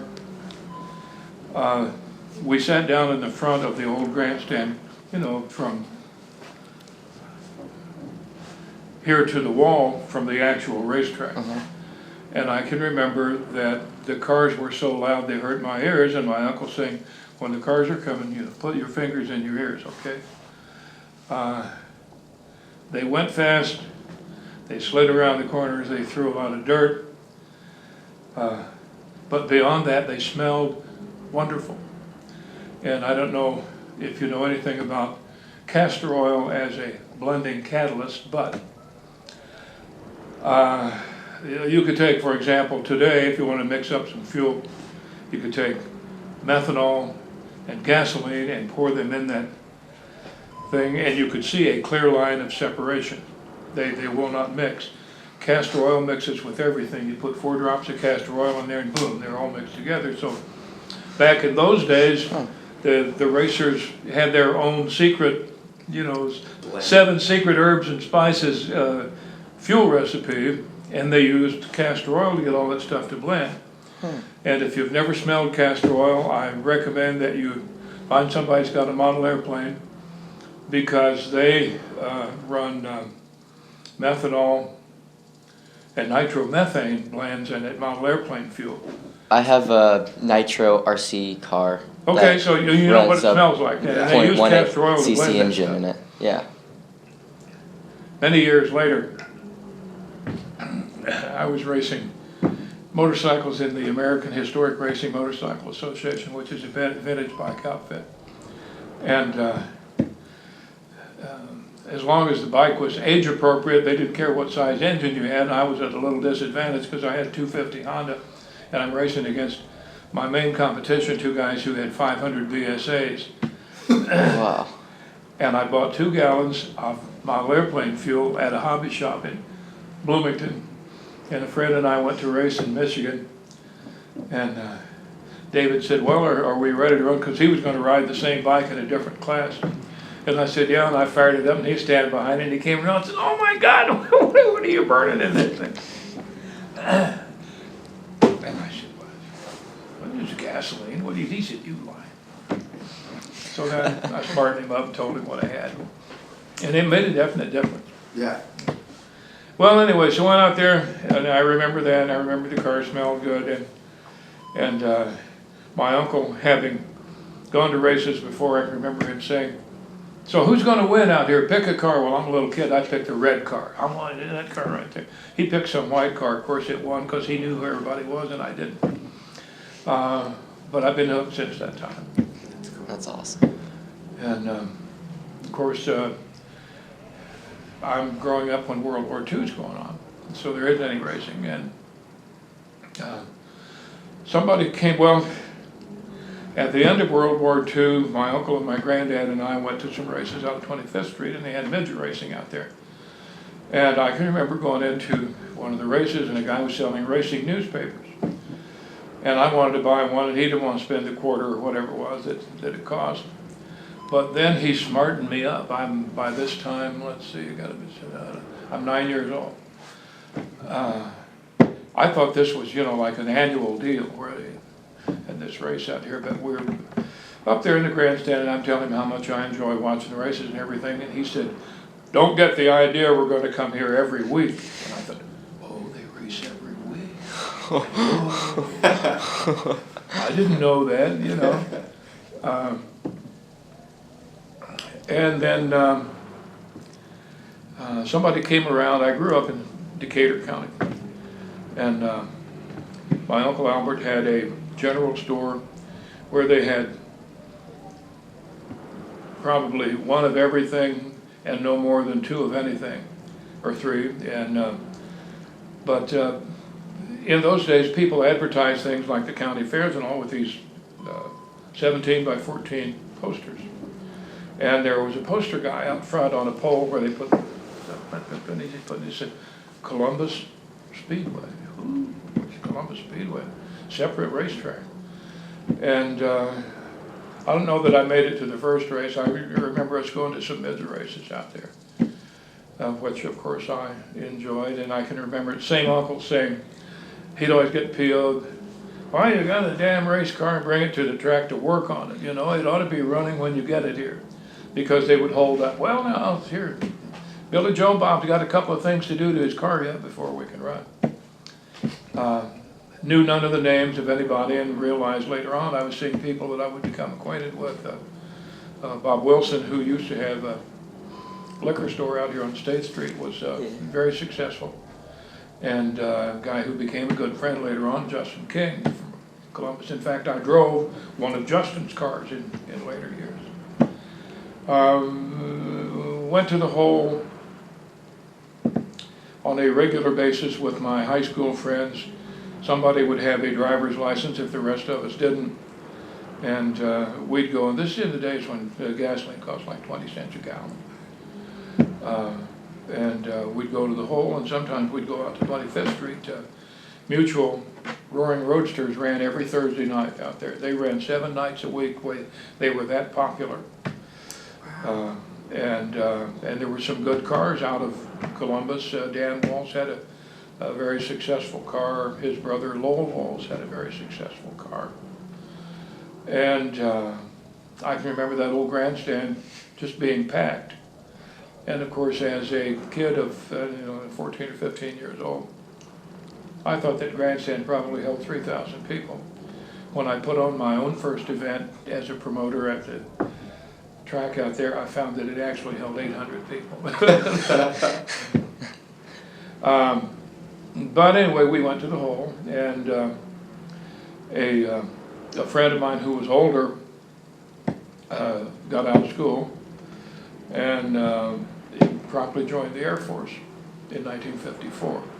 So it's 1955, and I'm just out of high school by maybe a week or so. And he's home on leave, and he said, "Man, I thought you'd be racing at the hole." And I said, "Joe, I'm not old enough, man. I'm only 18. They don't care."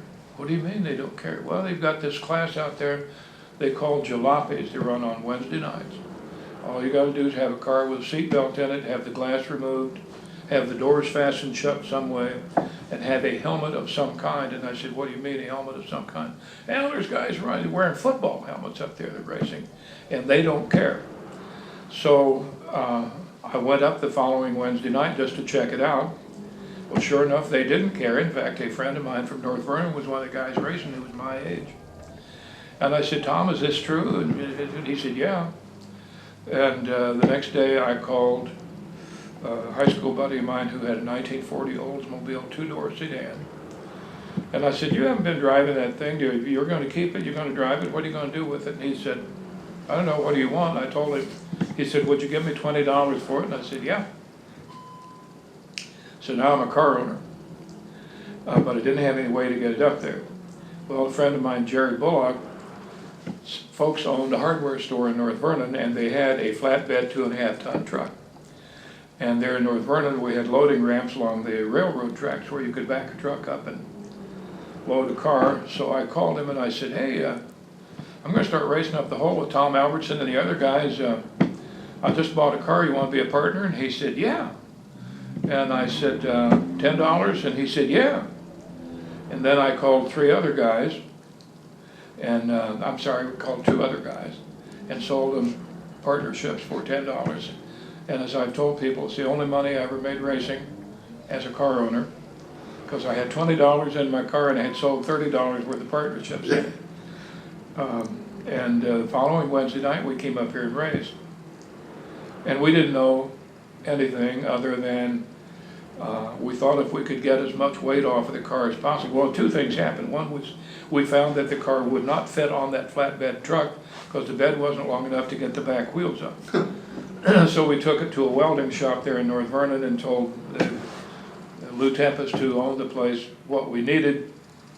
And he just took a torch and right in front of the radiator, he cut the whole front end of the car off. Well, there's 200 or 300 pounds that we're rid of right there. And he said, "Now you guys are going to need some bumpers of some kind to protect that radiator." "Well, what do you recommend?" He said, "I'll make you something." And he had some old water well pipe about this big around and welded us up a deal. And now it'll fit on the truck. But we lightened it in every way we could, and came up here the first night.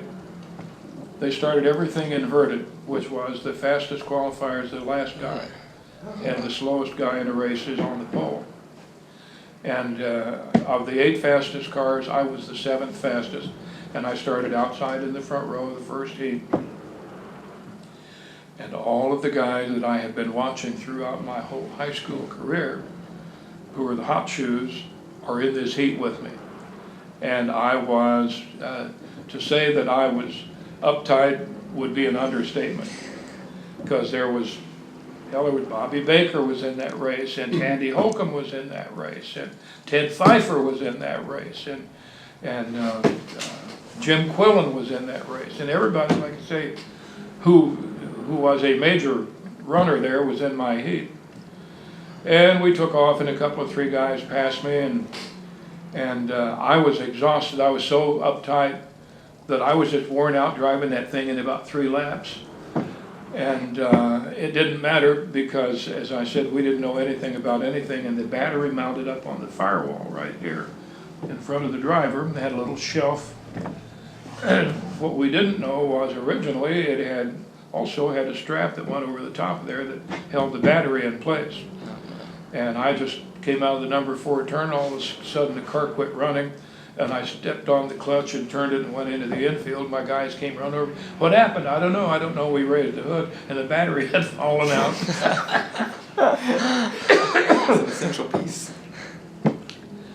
And I just remember we came back the next week, and we had learned a little bit, and I had learned a little bit about driving, and now I'm one of the 4 fastest qualifiers. I'm in the trophy dash. And it was 4 cars for 4 laps, and I'm leading trophy dash.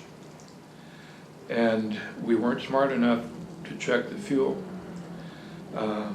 We did think, in terms of my safety, that we didn't want the original fuel tank used back there, and so we went to a junkyard and bought a 12-gallon fuel tank off of an old farm old tractor and mounted it back behind the seat here on the floor. But we got the threads cross-threaded for the fuel line coming out, and it had a very slow drip. Drip. That's no big deal. Drip. Except I led for 3 laps and said, man, I'm going to run. I'm going to win this thing. And Ted Pfeiffer's right behind me. I'm going to win this thing. I'm going to win this thing. Come off number 4, turn the damn car, ran out of gas, and Teddy passed me and won the race. It's some of the memories I have from the whole. One of the best ones, and I don't know, you probably should not use this man's name unless he's dead. There was a businessman here in Columbus named Ransom Carnahan. Ransom had a restaurant, and he had his service station out here on 7th Street, about where the county highway, I'm 7th Street, State Street, where the county highway garage is. And if Ransom liked anything other than racing, he probably liked to fight. And this would have been 1956, Labor Day of 56, because you're going to have this big show and pay extra money. And I'm thinking it was like a 50-lap race. Might have been 100, but I'm thinking a 50-lap race. And I go there with no car to drive, and I ran into Bobby Baker. Hey, you got a ride? No, come on with me. And he introduced me to a couple of guys who had a car that they had asked him to drive it. They didn't have a driver, and he said, I'll find you somebody. And the things that you do when you're young and stupid. They had made their own seatbelt, and it did not have a quick release thing. What it was, they'd gone to Columbus Tent and Awning Company and bought some strapping about so big and some D-rings to go along with it, like how your helmet fastens. Mm-hmm. Okay, you know, you can cinch that thing down tight, Well, but it it's takes you a while tight. to get it loose. Yeah. Boy, they fastened me in that car, and you couldn't have pried me out of there with a 2x4 or something. And we go out and we're running in the race, and just come off number 4 turn, and once again, car quits running. And I'm stepping on the gas, and I realize the throttle is all the way to the floor, and the car's going chugga, chugga, chugga, chugga. We used to wire them in 2nd gear so they wouldn't jump out of gear, because you raced in 2nd gear on that little track. And I'm trying to get the thing unwired so I can get it off the track. Well, it didn't make it, and I stopped right in front of the old judge's stand, in the middle of the track. And your car's going by on both sides, and I'm looking in the mirror, hoping that I can get a break where I can get out of the window and run into the infield. And finally had time to hook up, undo that belt. And I look, and here comes an old black 36 Ford out of the number 4 turn, and it doesn't go right, it doesn't go left, and it comes up and bam! He hit me, and it kind of stunned me. The announcer was a guy named Rusty Whittington. And like I said, I was kind of stunned, but I can hear Rusty on the PA system. Oh, I can't see him. I wonder if he's okay. And I thought, why can't he see me? And I looked out the window. And I'm looking up here to the judge's stand. Why am I looking up here? Then the fog begins to lift a little bit, and I realize that the car had hit me so hard that it broke the hinges off of the back of the seat. And I'm actually lying on the floor in the back of the car, looking up here. And then I smelled gasoline. And I raised up and I looked out the window, and I could see this pool of gasoline starting to spread, and I thought, I'd rather get run over than burned up. I'm out of here. Out the window I went, and into the infield. And who had hit me? Alan Barr. And I said, Maverick, why did you run into me? I thought you were moving. I said, yeah, well. So now there's 2 cars out there in the track. And here in a little bit, 2 or 3 other cars got tangled up, and a guy named Johnny Poor was in an old Plymouth coupe, and he goes upside down, and the whole racetrack is blocked now, so they red flagged the thing. My day is over with. I walked out of the infield and went up to the grandstand, sat down with my girlfriend. And the next thing I know, there's this big fight going on down in front of the judges' stand. And it's Ransom Carnahan and his driver, Marshall Palmer. And they're each of them fighting about 3 or 4 guys, and they're giving some ground, but they're not down, you know, and they're not giving up. Have no idea what the fight was about. Like Alan Barr said one time, if you were leading a race out at the hole, you weren't looking forward to celebrating when the race was over with. You're wondering how many people you're going to have to fight. That's funny. And but here's this big fight going on, and all of a sudden this enormous woman comes wading into, all these guys are fighting, bam, bam, bam, and she's knocking people out of the way. And she went up to Ransom and got him by the ear. It was his wife. Got him by the ear and led him off of the racetrack and up into the grandstand. And of course the grandstand just erupted. And, you know, the major embarrassment for a guy down here. And I've thought about that since that time. I thought, I'll bet there are not too many people who brought that up to Ransom any time after that. What the? But they had fights, they had, Wayne Ford was fairly creative as a promoter. Did anybody tell you about the chicken races they used to have? Okay. They had a crate. You've seen chickens being shipped on trucks, you know, they're in these crates. They'd bring a crate of chickens down here. And they'd set the thing right there by the racetrack, and maybe 4 cars or 5 or 6 or whatever would go out, and they'd race 4 laps or 5 laps. And when you got back to the finish line, you stopped the thing and jumped out, and they would let a chicken out of this crate. And pretty soon you got a half a dozen guys who were chasing chickens all over the infield. First guy to catch a chicken and bring it back to the flagman stand won whatever the chicken race paid. I know Pfeiffer won at least 1 chicken race because did I ever give you my copy of the Tandy Holcomb scrapbook? No. I'll do that. He saved, this was from the 1954 season. Wow. Tandy was a car owner and a driver. He saved everything about every race that he was in out there, which included the write-ups in the Columbus paper. And Tandy won one of those chicken races, I know that. But Wow. but there was a guy who was often in fights, and I wouldn't want to pick a fight with him. His name was Al Perry. He was from Edinburgh. Always smoked a little stub cigar, and people called him Cigar Al. And he carried a big switchblade knife with him. And he was in a chicken race.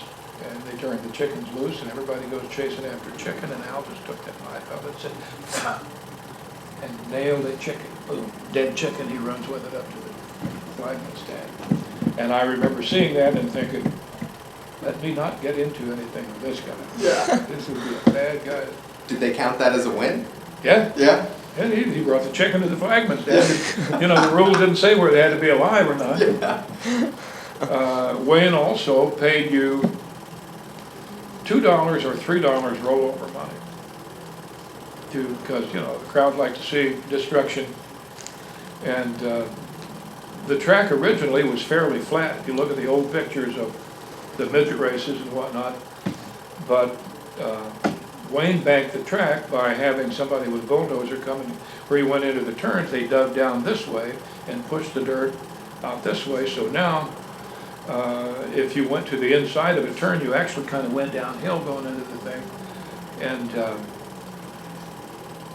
I don't know, the inner bank was probably at least this tall.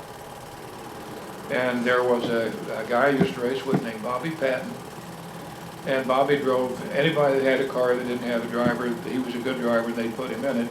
And if he wasn't doing any good, he knew he could make some money by rolling the thing over. And he used that inner deal as a ramp. He'd come down the front straightaway and he'd set the wheels inside to when he got down to where the turn was, he would turn the car up this way. and then he'd just go ahead and crank the steering wheel a little bit to the left, and many times, boom, boom, it would come over and come back up on its wheels again. Okay, there's $2 or $3. He'd drive it on the round, he'd do that 2 or 3 times until the car stopped running. Of course, the crowd loved it. Yeah. And some of us got rollover money that we didn't intend to get, you know. Yeah, I'm trying to remember some other things from out there. It was a crazy place. And Ted, have you talked to Ted? Ted Pfeiffer? Yeah.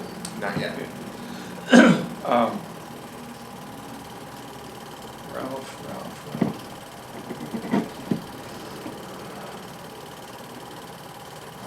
There was a guy here in town who had a body shop, or he worked at Nichols Body Shop, maybe on 31, and his name will come to me. As far as I know, he's still alive and lives out southwest of town right now and specializes in restoring Model A Fords. But he always had really sharp-looking race cars, and they were good cars. And this was early in the season in, I guess, probably 1956.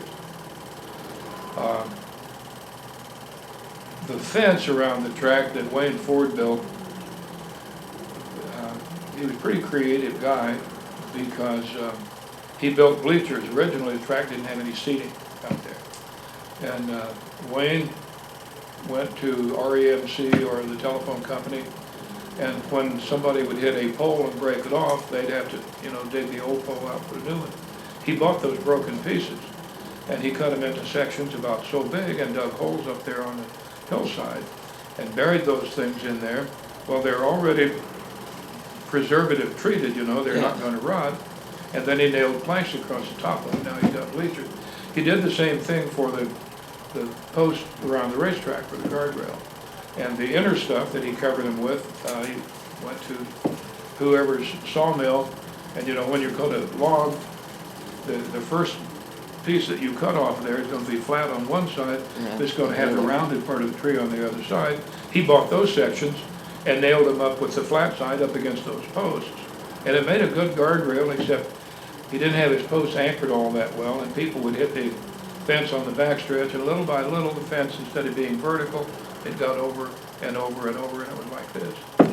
And this was on a Sunday, like I say, early in the season, when we had a lot of flooding, and Clifty Creek was flooded to the point where it was within maybe 10 feet of the fence on the backstretch. Wow.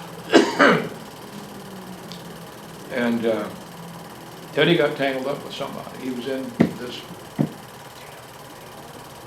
if I remember the guy's name, I'll call you and give it to you. Bobby Baker will know who I'm talking about. Have you talked to Bob yet? Yeah, he was here right before you.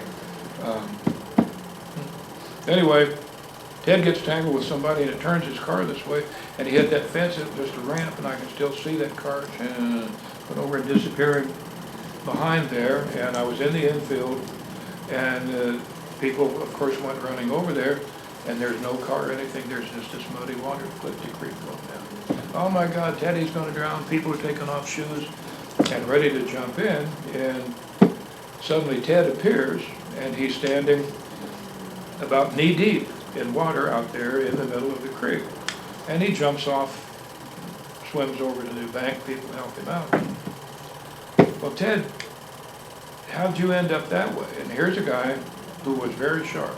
Teddy was a World War II combat veteran, and that probably taught him quicker thinking than most of us would have. He said, as soon as I hit that fence, I knew I was going in the creek. And I went, the car goes down in the creek, and then he said, I waited until I felt the car settle, because you're down in there and it's all muddy water and you can't tell if you're up or down or sideways. And I was afraid if I tried to get out, I'd get pinned under the car and I would drown.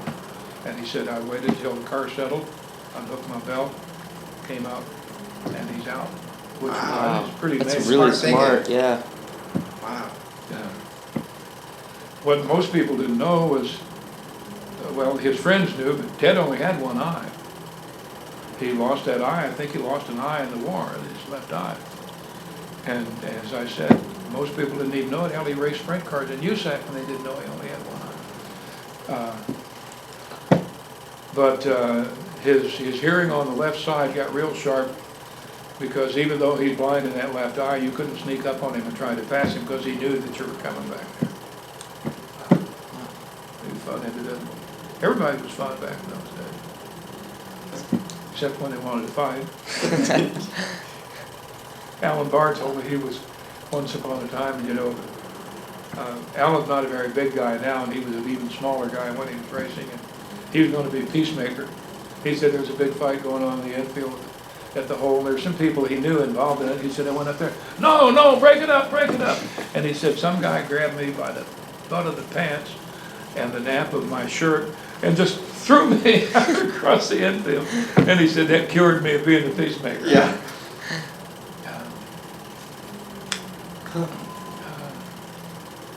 Dan Walls tried to start the Roaring Roadsters back again in 1957, I think. And we may have built a total of 12 cars. I know there weren't enough cars to put on a race, and I was at that time involved with the Three-Quarter Midget Association out of Jeffersonville. And I said to Dan, I'll bet you we get the TQ guys up there, we'll run a split show, and then you'll have enough cars. How much money are they going to charge me? And I said, here, call this guy. So they did that, they put on. And we only had one roadster race. Bang, that was it. I sold my car to some guy here in Columbus who never paid me for it, and I couldn't find it. Oh, that's frustrating.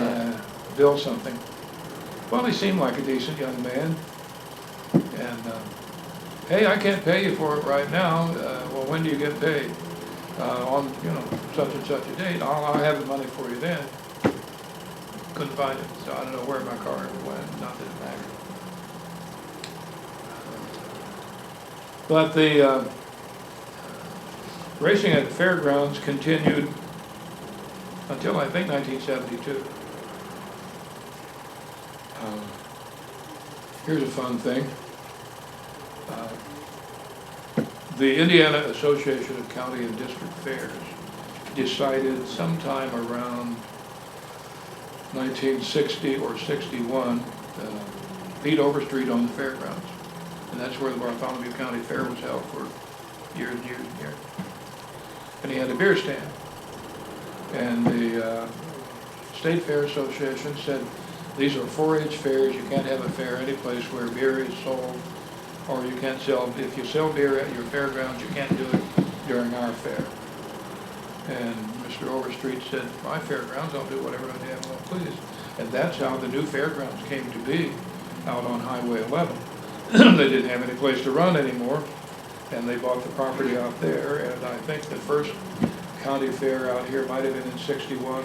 I know it was in 62 because that's when I got out of the Army, just a week or two before the fair started. But he still had a fair at his fairgrounds in June, and the one out here, the 4-H fair, was in July. And still had his beer stand. And a fellow named Ed Adair used to promote sprint car races out here, and he always hired me as his announcer, which is another story that I'll tell you that you will enjoy, I think. But Pete would sell beer like Monday, Tuesday, Wednesday, Thursday, Friday nights.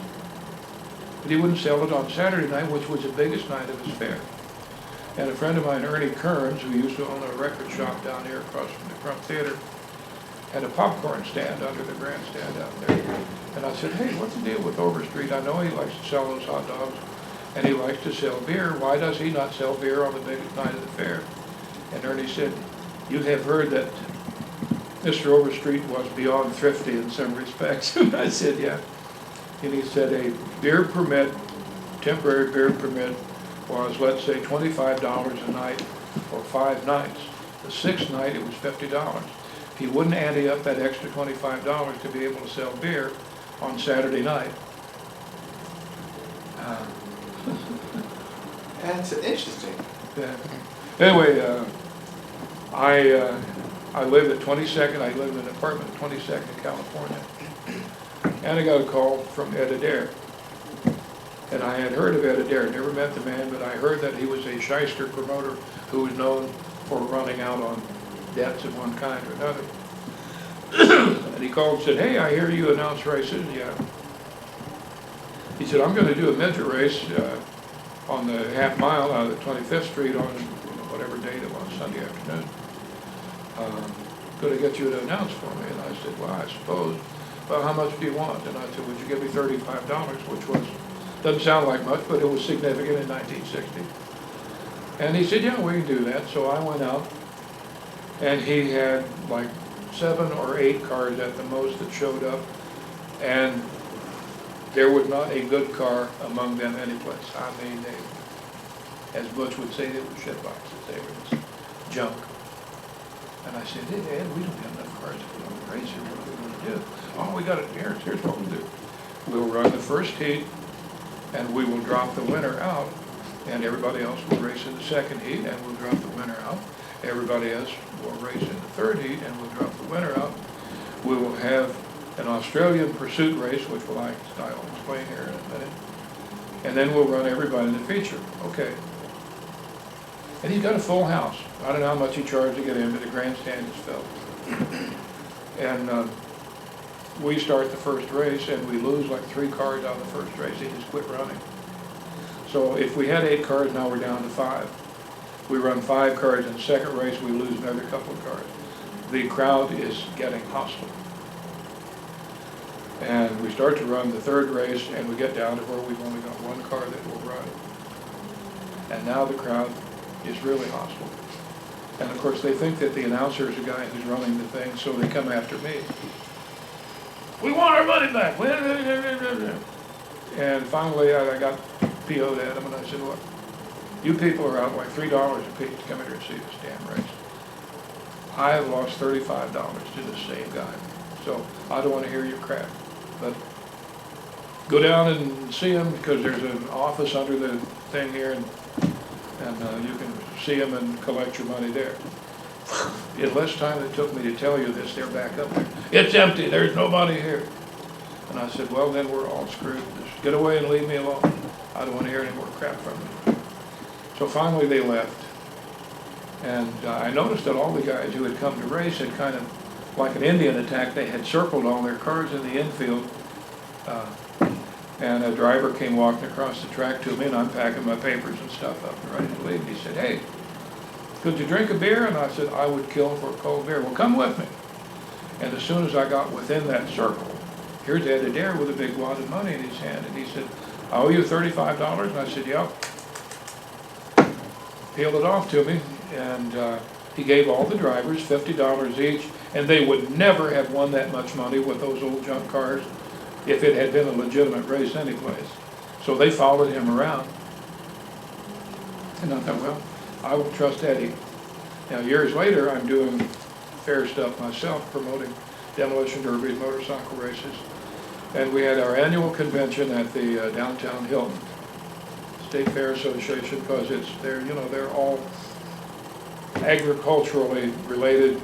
So this is the downtime for farmers, and that's when they have their convention. It's usually like a week after New Year's. And phone rings in my room, and what you'd have is you have beer and other alcoholic beverages, and you had munchies of some kind, and you put up posters all over the place to try to entice people to come and see what you're going to charge them for your demolition derby, for example. Phone rings, and it's Ed Adair. Hey, what room are you in? I heard about the convention. I just kind of thought my wife and I, Jane, would like to come down and look around, see what's going on. I said, well, Ed, find one of my posters. It's got my room number on them, but I'm in whatever room it was. Well, have you got time for us to come up and visit with you? Yeah, we're not doing anything, If somebody comes to talk to us, you could put in a plug, say, oh yeah, they're really good. So they showed up. And I'm telling this story to Ed's wife, Jane, and she said, oh, you hadn't heard of that story. Oh, what's that? Ed had a sometime partner named Charlie Foxworthy, and they put on a race at Lawrenceburg at the Fairgrounds. Same thing, same bunch of cars. Track is so dusty that when they started the first heat, the guy who's leading going into the first turn ran off of the little quarter-mile track in the infield and went through a wire fence and drove out into the parking lot before he got stopped. Well, Every other car behind him couldn't see anything except the car in front of them, and every one of them ended up out in that parking lot. And then, and Jane said, Charlie and Ed looked at that and immediately began grabbing all the money and sticking it in their shirts and putting it in a paper bag and got out of Dodge and left everybody else to hang. And they drove over, which is a short distance from Lawrenceburg, over across the Ohio state line, where they could buy beer on Sunday.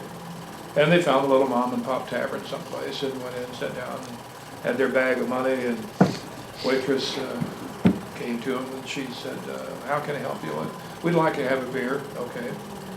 So she went and got him a beer. Well, by the time she got back, they had all this money spread out over the table, and probably the biggest bill in there might have been a 10, but it looked like thousands and thousands of dollars spread out on the table.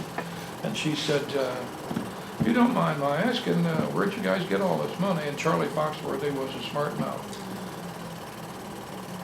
And he said, oh, we had not just held up a little bag down over here. Just divvied up the money, and, oh, okay. She came back, do you guys like another beer? Yeah, they got another beer, and they gave her like a $5 tip or something. And Jane said when the two of them walked out the front door, it looked like the last scene of Butch Cassidy and the Sundance Kid. There was nothing but cops out there in the parking lot with weapons drawn. So they had to do some fancy explaining and used a little bit of logic and said, hey, it's Sunday, what banks do you know of are open on Sunday? And we made this money over at the fair, and we're just fooling the waitress here.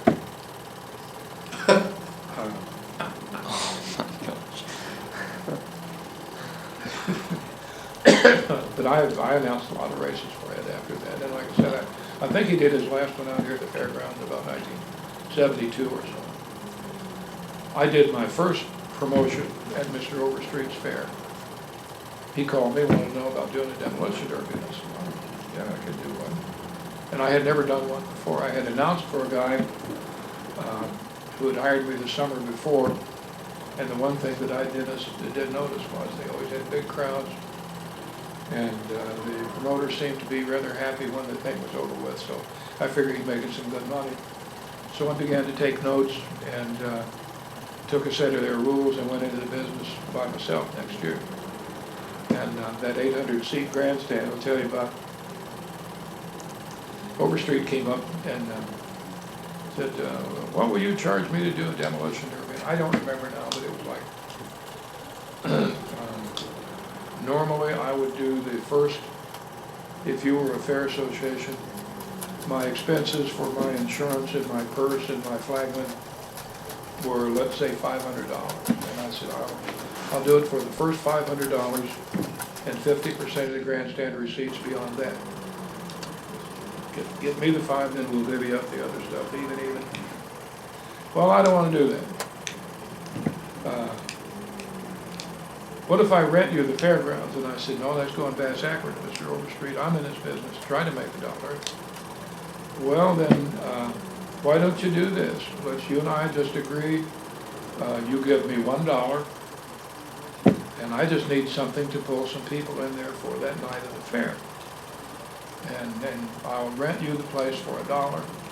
But now, all the expense beyond that is on you. You gotta pay for the insurance, and you gotta pay for your help, and you gotta pay the purse, and you gotta pay for fire department and ambulance to be there, and you gotta do, and I said, okay. And I had a friend who worked for Wilkerson, I think it was, a big fire extinguisher company. And I said, Roger, here's what I got to do. How much will you charge me to come out there and provide some guys with extinguishers? I said, fires are a rarity from what I saw last summer. He said, well, you know, give us a plug. I'll give you a little commercial sheet. You plug us every chance. We'll do it for nothing. Fine. Well, I got that one covered. Butch was going to be my flagman, except Butch was in a nasty sprint car crash over in Illinois and broke one of his kneecaps. And he could stand up, but he could move just about as fast as I can right now. So I got two friends of mine from Bloomington, a couple of racers to come over and do the thing. And my brother-in-law at the time was the accountant for Zap's businesses, for the bakery, the donut shop, and the hotel and restaurant and all that stuff. Used to dealing with money, and so Toby volunteered to be the guy who sold the tickets and take care of the money. Cool, I got that covered. On the outside chance that I wouldn't have enough cars, I had a friend named Johnny Anderson who grew up on Caldwell Place, and I think he graduated from Columbus High School, maybe 1957 or so. But Johnny was a hell driver. He was the guy that got me the job announcing the demo derbies the previous summer. And I said, hey, what's your dynamite guy charge you to come and do it? I explained to him what was going on. He said, would you do it for $50? And I said, yeah, I'll pay him $50. So he came down, and his name was Delbert Wolf, but there was a lot of hoke that went on back in those days that I loved. And it may still be happening, but it's more sophisticated now. That they called him Captain Dynamite Juan Lobo, not Delbert Wolf, but Juan Lobo, because he was sort of Hispanic-looking guy. And that he had been seen on TV and Rat Patrol and Combat and just a bunch of popular TV shows from back in the day. And he's going to do the Russian death chair. And here's another part about, if you thought about it at all, you would say, why would they do that when it would be a lot easier to shoot somebody? But the story was that during the Bolshevik Revolution, what the communists did was take all of the people from the royalty and set them in this chair and wrap up 6 sticks of dynamite and put it underneath the chair and blow them up. Well, it might have been spectacular, but it would have been cost ineffective, to do that. But that was the story of the Russian death chair. And actually what it was like he had a box that a living room chair would come in, like a lazy boy. And it was about this tall.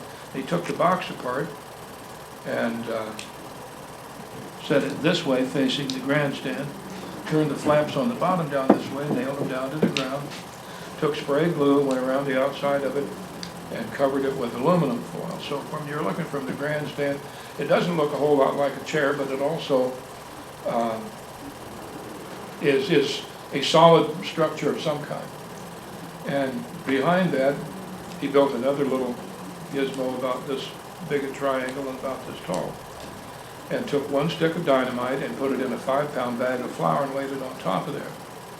And he said, now you want to, if you ever do this, you want to make sure that you got that up off the ground, because if not, the dynamite will blow the plates over on you. What plates?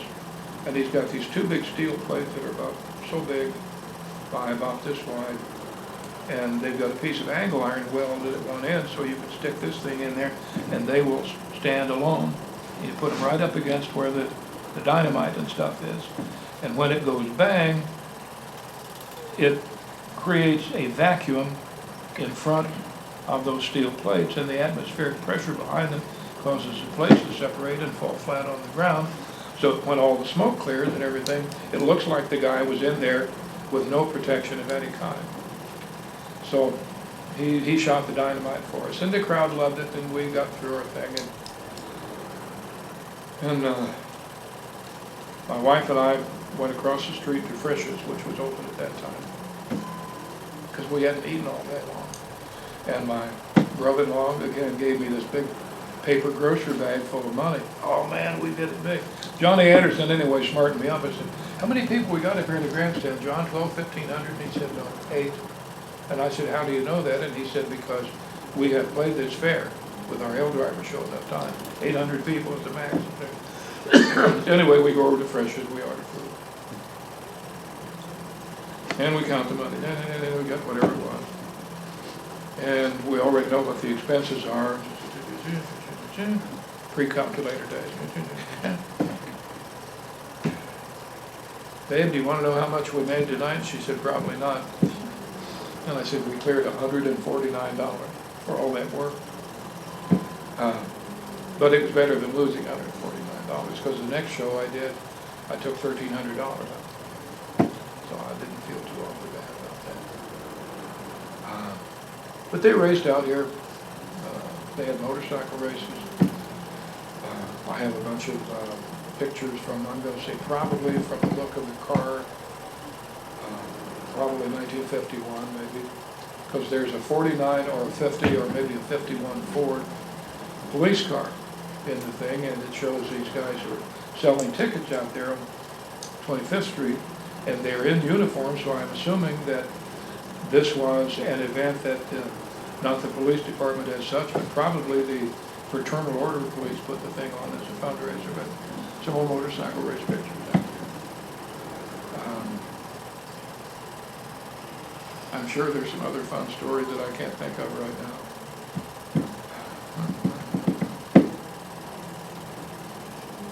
I know the hole operated until at least 1959, and I don't know who the promoter might have been. I just remember that I got to race in TQ midgets, and I bought a full-size midget in the fall of 1958 and worked on it all winter, and in 59, my friend Sonny Yates, who worked at Mahan Ford, who actually made it to the 500 and raced there in 1969, Sonny called and said, hey, Ronnie's going to take his car out to the hole. He's a police officer here in town, Ronnie Hornback, had bought one of Justin King's old cars. And just wondered if you'd like to come out. We're just going to shake the cars down, do a little practice. Well, yeah, that'd be cool. So I got a hold of my buddy, Kenny Sexton, and told him, because I was keeping my car in his garage.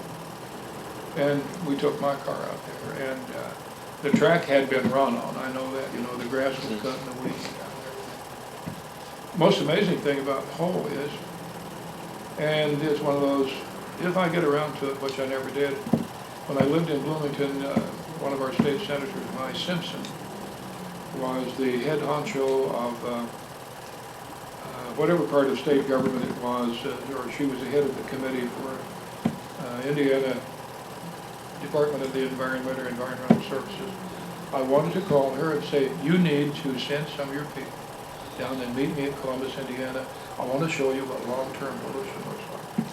Because Wayne Ford, well, and other promoters out there, here's a track down along Clifty Creek, so it's got a lot of sand in it to begin with, and it's dusty.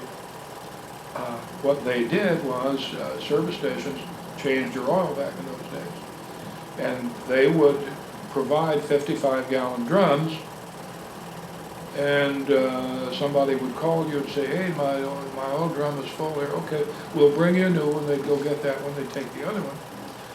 And I can still see Wayne Ford driving around the track. He had like a 1944 flatbed pickup or something with a bunch of these oil drums in it and a little gasoline-powered pump on the back end of the thing.